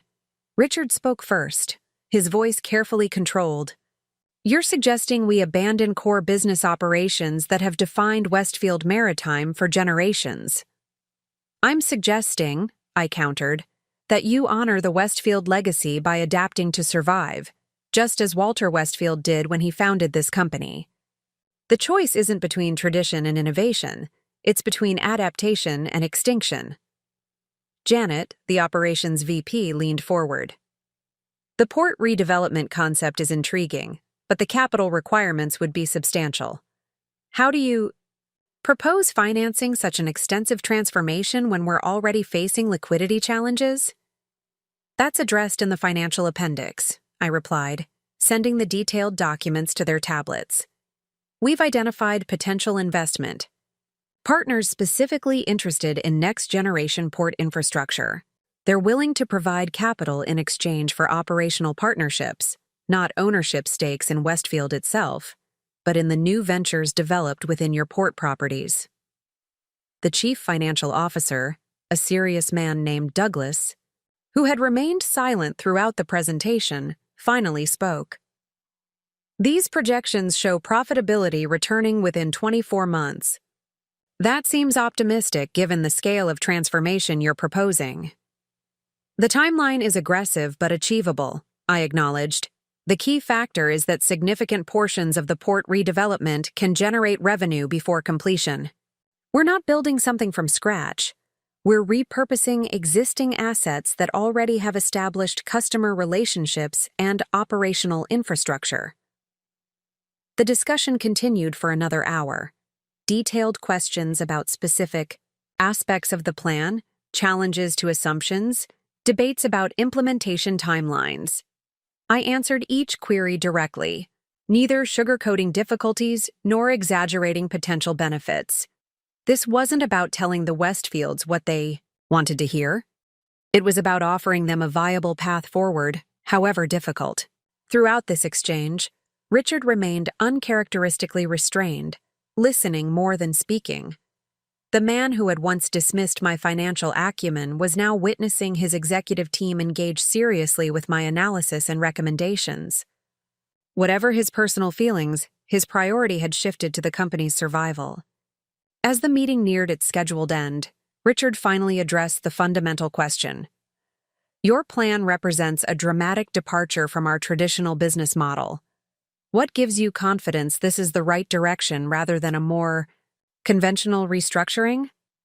It was the opening I had been waiting for, an opportunity to address not just the business case but the underlying philosophy. Conventional restructuring, cost-cutting, operational streamlining, debt refinancing might buy Westfield Maritime a few more years. But it wouldn't address the fundamental misalignment between your current business model and market realities. I moved to a slide I had deliberately kept in reserve, a comparison between Westfield Maritime's traditional operations and the innovative approach Andrew had championed before leaving the company. 2 years ago, Westfield had an opportunity to lead the industry transition to sustainable shipping practices. That opportunity wasn't recognized or embraced. Now, similar companies that did pivot in that direction are thriving while Westfield struggles. The reference to Andrew's unrealized vision wasn't lost on anyone in the room, least of all Richard. His jaw tightened, but he didn't interrupt. My confidence comes from recognizing that Westfield's greatest strength has never actually been its ships, I continued. It's been the company's ability to facilitate global commerce through maritime expertise, strategic assets, and industry relationships. The plan I've outlined allows you to maintain that core strength while adapting how it's expressed operationally. I closed my presentation materials and addressed the room directly. I've presented what I believe is your best path forward. The decision to take it rests with you. My team will provide the complete analysis and recommendations today, including implementation timelines and financial projections. We're available to address questions as they arise, but ultimately, this transformation can only succeed if it's driven by the Westfield team itself. As the executives filed out, many approached me with additional questions or comments, engaging with the substance of the proposal rather than dismissing it outright, a promising sign. Richard remained at the table, reviewing the detailed documents I had provided, his expression unreadable. When only the two of us remained, he finally looked up. "You've done thorough work," he said, the acknowledgement clearly difficult for him. "More comprehensive than I expected." "Thank you," I replied simply. "Some of your proposals are quite radical," he continued. "Particularly the reduction in our owned fleet. That's been the heart of Westfield Maritime since its founding." "The heart of Westfield Maritime is facilitating global commerce through maritime excellence," I corrected. "The fleet has been a means to that end, not the end itself." Walter understood that distinction, which is why he was able to evolve his approach as conditions changed. Richard's expression shifted slightly at the mention of the founder. "You seem remarkably familiar with Walter Westfield's business philosophy." "Eleanor has been generous in sharing the family history," I explained, "including Walter's original business correspondence and journals. My mother-in-law has always had her own perspective on the family legacy," Richard said dryly. "A perspective that includes recognizing when adaptation is necessary for survival," I pointed out. "Walter Westfield transformed his business model 3 times during his leadership. The company's survival through 2 world wars and the Great Depression wasn't about maintaining operational consistency, it was about maintaining core values while adapting tactics." Richard was silent for a long moment, studying me with an intensity I hadn't experienced from him before. Not the dismissive assessment of previous years, but a genuine effort to understand. "When Andrew first brought you home," he finally said, "I saw only what I expected to see. A South Boston girl who had somehow caught my son's attention. I never looked beyond that initial impression." The admission, however limited, represented a significant shift from the man who had publicly called me a gold digger. "Most people see what they expect to see," I replied, neither accepting his implicit apology nor rejecting the possibility of a changed dynamic between us. "It's why fresh perspective is valuable in a crisis. It isn't limited by established patterns of thinking." And your perspective certainly isn't limited by attachment to Westfield tradition, Richard observed, a trace of his old defensiveness returning. My perspective is informed by both respect for what Westfield has accomplished and recognition of what needs to change, I corrected. Those aren't contradictory positions. He nodded slowly, seeming to accept this framing. The executive team will need time to process your recommendations. I'll need time. Of course. But remember that time is the one resource Westfield Maritime doesn't have in abundance right now. Every day of delay reduces your options. As I gathered my materials to leave, Richard spoke again. Meredith, regardless of what direction we ultimately take, I owe you an acknowledgement. Your work on this analysis has been exemplary, professional in every respect, despite our complicated history. Coming from Richard Westfield, this represented extraordinary acknowledgement. Thank you, I said. I appreciate that. I also owe you an apology, he continued, the words clearly difficult for him. My comments at the reunion were inexcusable. They reflected poorly on me, not on you. The apology caught me off guard. I had expected professional recognition of my work, but not personal accountability for past behavior. That's unexpected. Eleanor has been quite insistent about certain matters of personal conduct, Richard said with a grimace that almost resembled humor. And recent events have perhaps given me cause to reconsider certain assumptions. I nodded, accepting his apology without elaboration. Some reconciliations didn't require extensive discussion, just acknowledgement and a commitment to changed behavior moving forward. As I left the Westfield Maritime headquarters that afternoon, I felt a curious sense of completion. Not because the work was finished. The company's transformation, if they embraced it, would require months of implementation and guidance. Not because my relationship with the Westfields had been magically repaired. Too much history existed for simple resolution. The sense of completion came from recognizing that I had navigated this extraordinary situation entirely on my own terms, professional, ethical, and personal. I had neither rejected the opportunity out of lingering resentment, nor compromised my standards to gain Westfield approval. I had simply done the work that aligned with my values and expertise, regardless of the complicated history with the client. That evening, I called Andrew to update him on the presentation.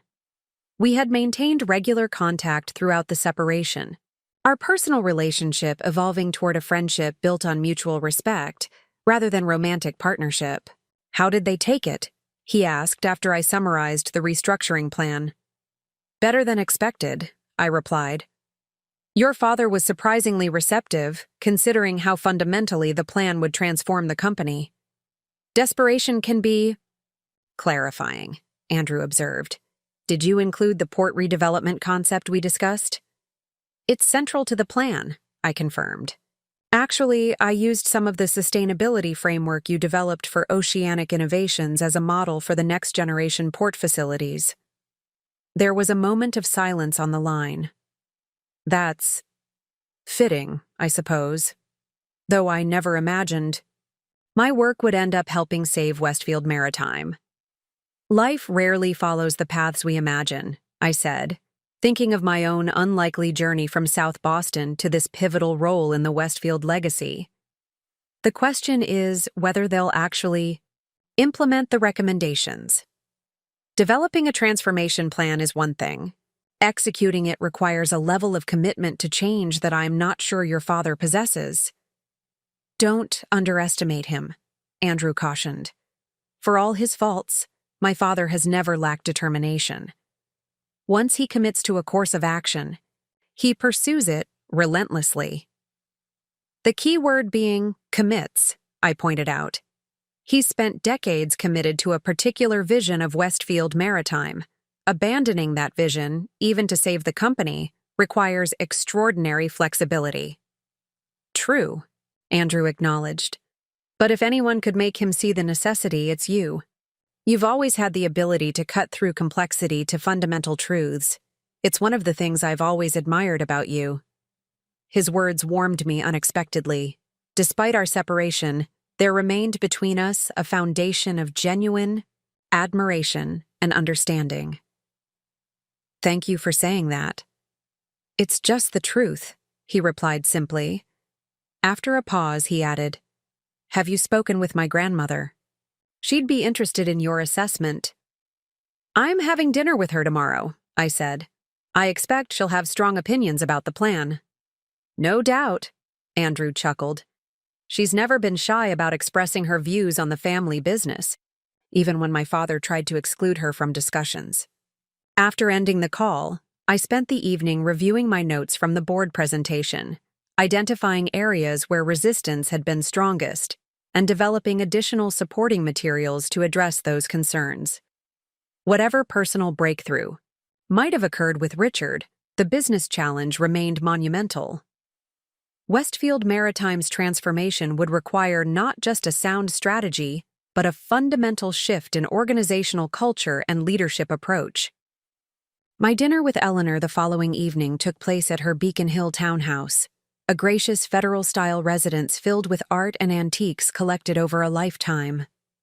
Unlike the Westfield summer estate with its ostentatious grandeur, Eleanor's home reflected a more refined sensibility. Quality over display, significance over scale. We dined in her small conservatory overlooking a meticulously maintained garden. At 87, Eleanor remained remarkably vital, her mind, as sharp as her taste was impeccable. She listened attentively as I outlined the restructuring plan I had presented to the board. "Reducing the fleet will be difficult for Richard to accept," she observed, sipping her wine thoughtfully. "He's always measured his success by the number of vessels bearing the Westfield name." "The plan maintains strategic vessels," I explained.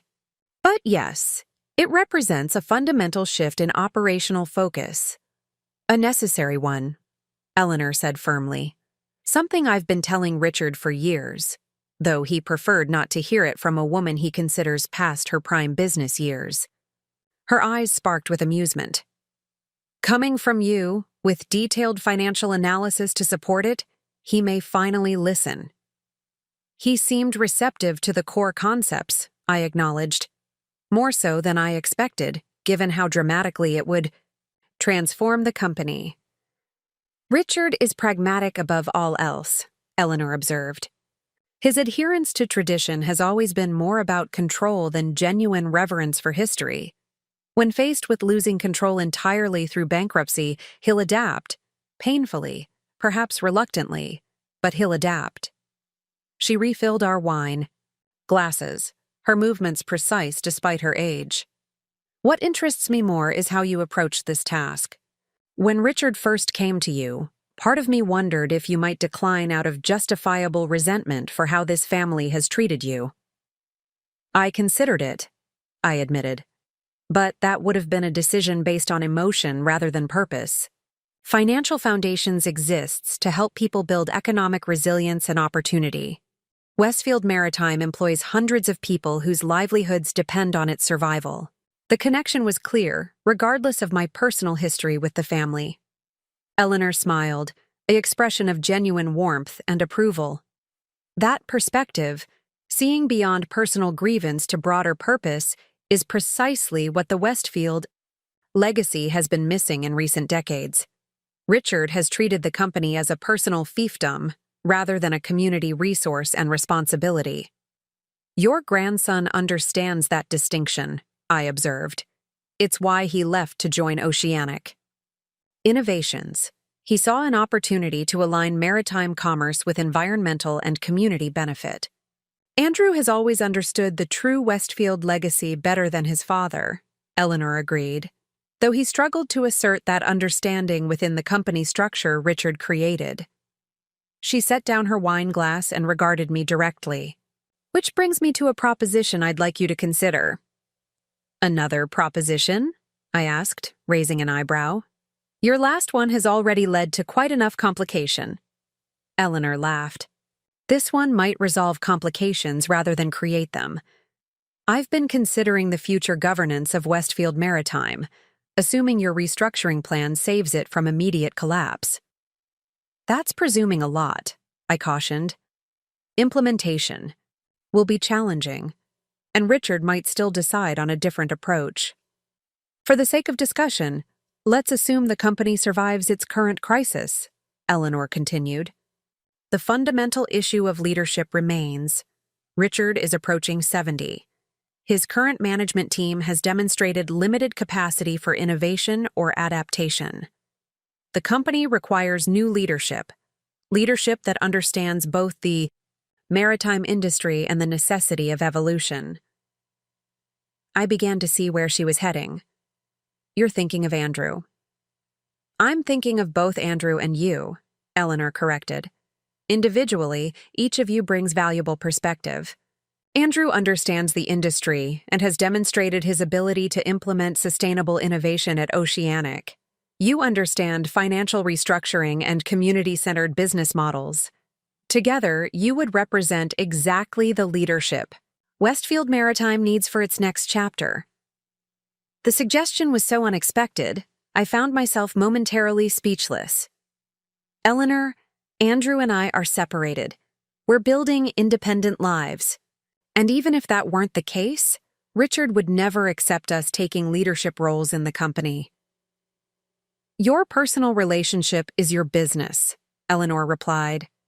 Though I observe that separation doesn't seem to have diminished your ability to work collaboratively or your fundamental respect for each other.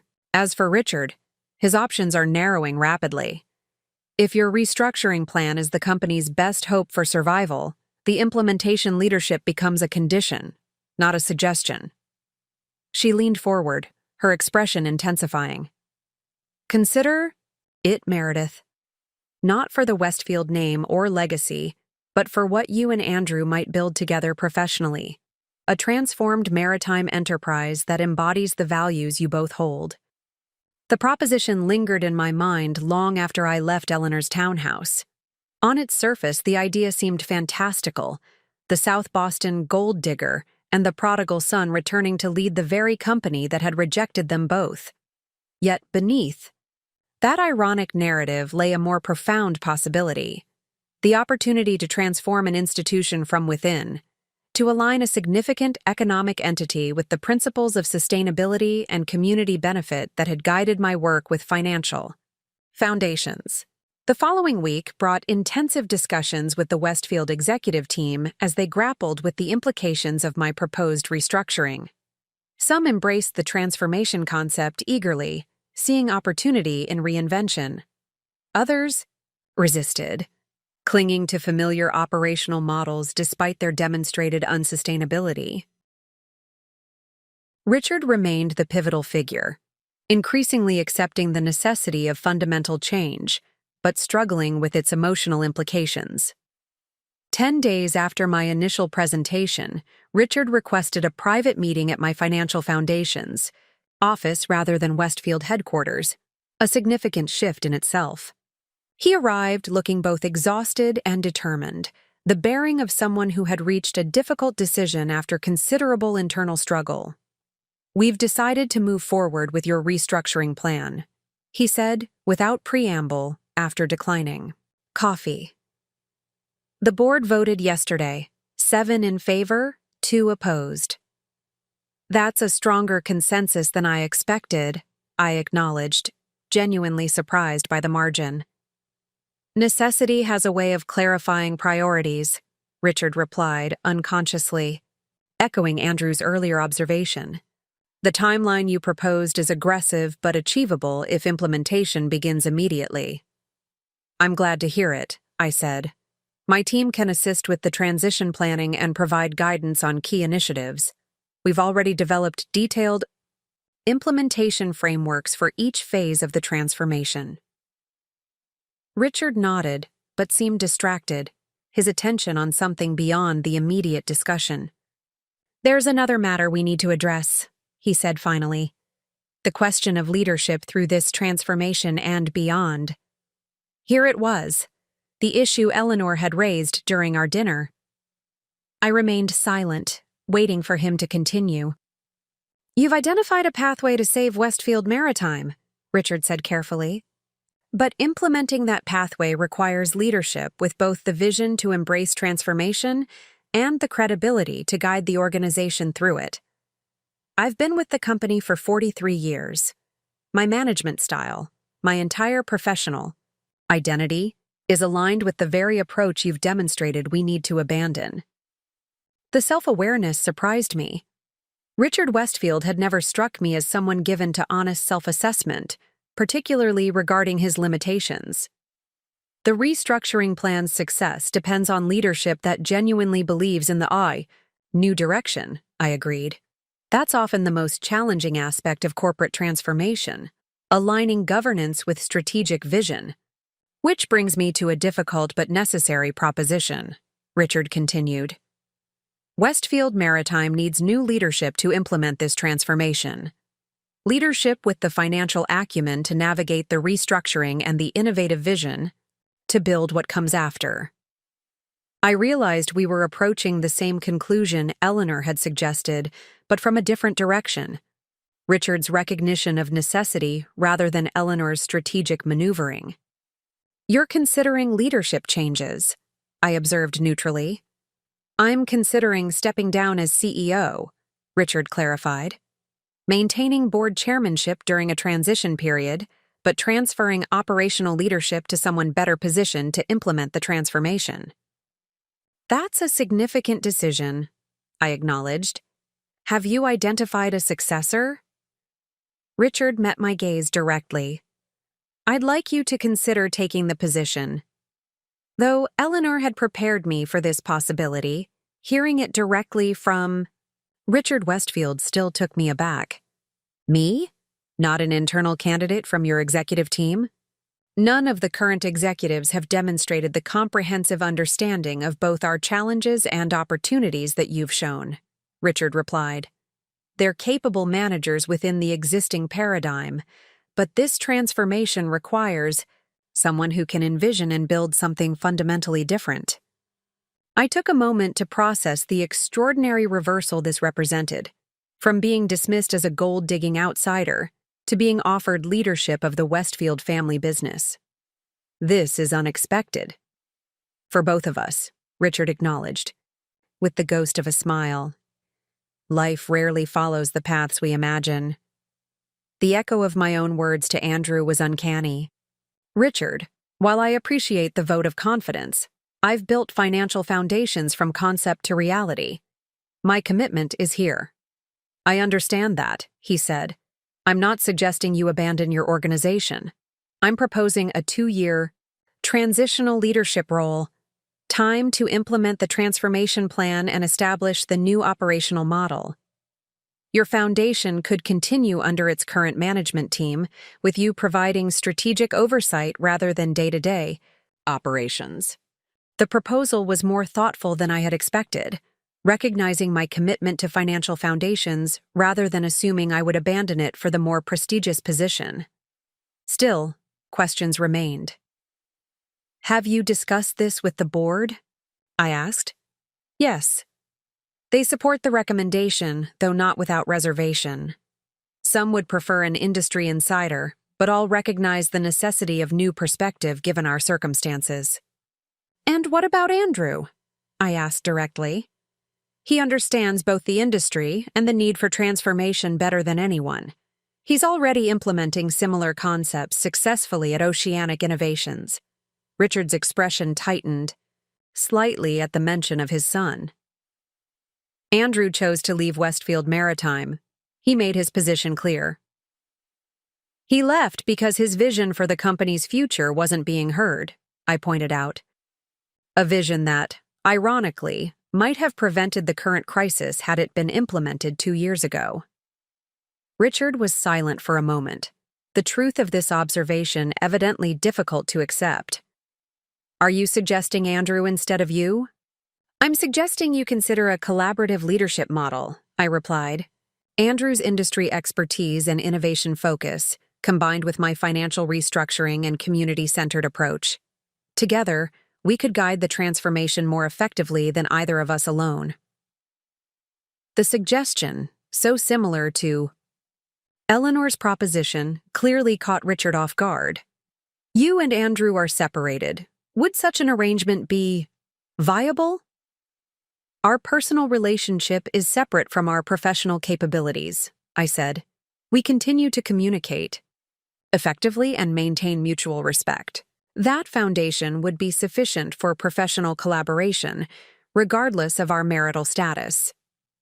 Richard considered this, his expression thoughtful rather than dismissive. Another marked change from the man who had once judged me solely on my background. I'll need to think about this approach. Discuss it with the board, with Andrew himself, if he would even consider returning in any capacity. That's reasonable, I agreed. It's a significant decision for everyone involved. As Richard prepared to leave, he paused at the door. Regardless of how the leadership question resolves, I want to acknowledge something.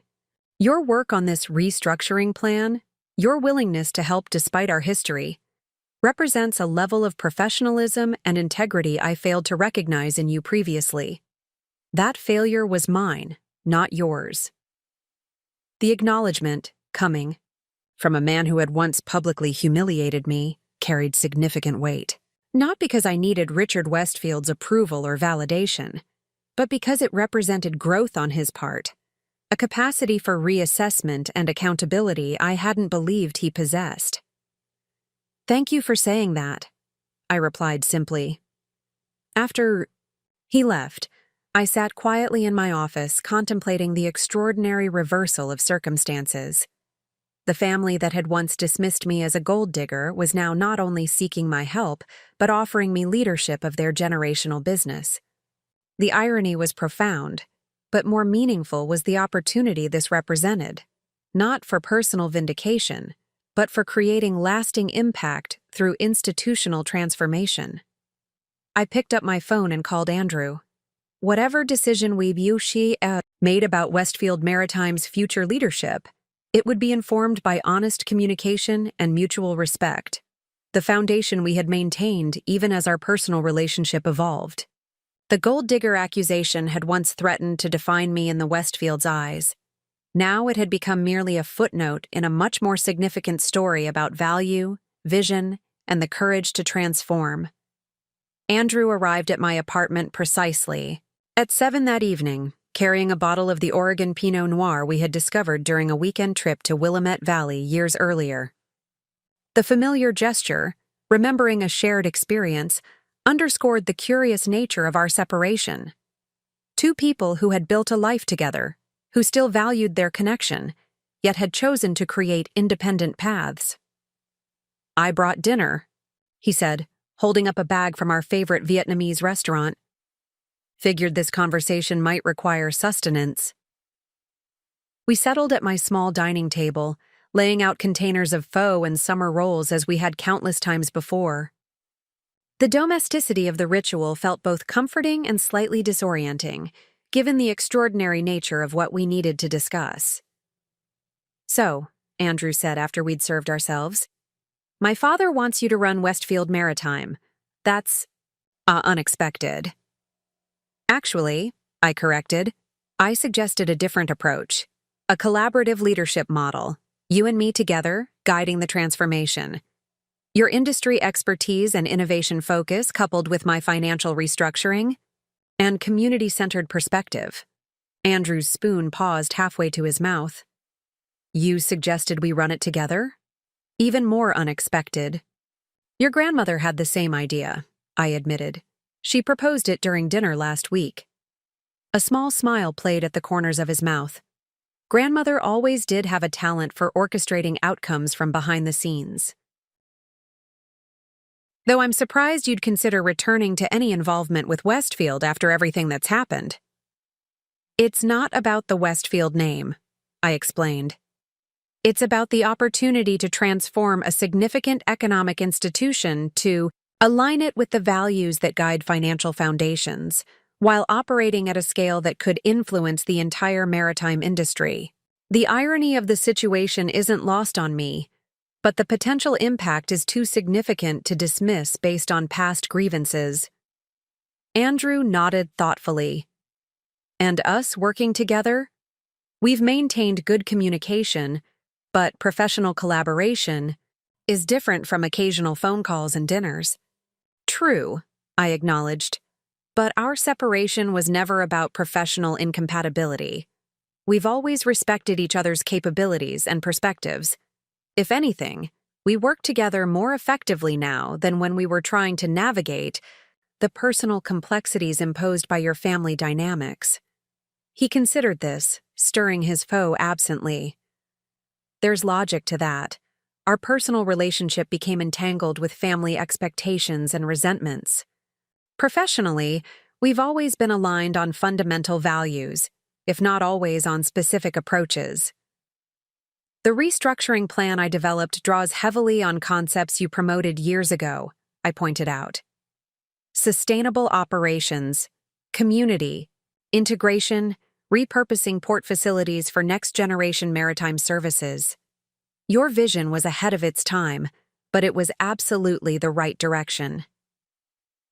Which my father refused to consider until crisis forced his hand, Andrew observed, a trace of old bitterness surfacing briefly. People rarely change until the cost of staying the same becomes too high, I said. Your father has reached that point. The question is whether you're interested in being part of what comes next, or if you've moved beyond Westfield Maritime entirely.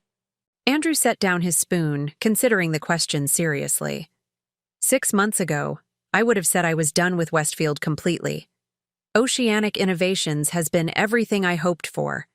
Innovative, purpose-driven, nimble. But lately, I've been thinking about scale and impact. Oceanic is doing extraordinary work, but it's still a startup with limited reach. Westfield, for all its flaws, has infrastructure, relationships, and resources that could accelerate the kind of transformation the maritime industry needs. His transparent thought process was characteristic of the man he had become since leaving his father's company. More self-aware, more willing to examine his own motivations and priorities, beyond Westfield expectations. "What about you?" he asked. "Financial Foundations is thriving, expanding nationally. Would you really consider stepping back from direct leadership to take on Westfield's transformation?" "Not stepping back," I clarified, evolving my role.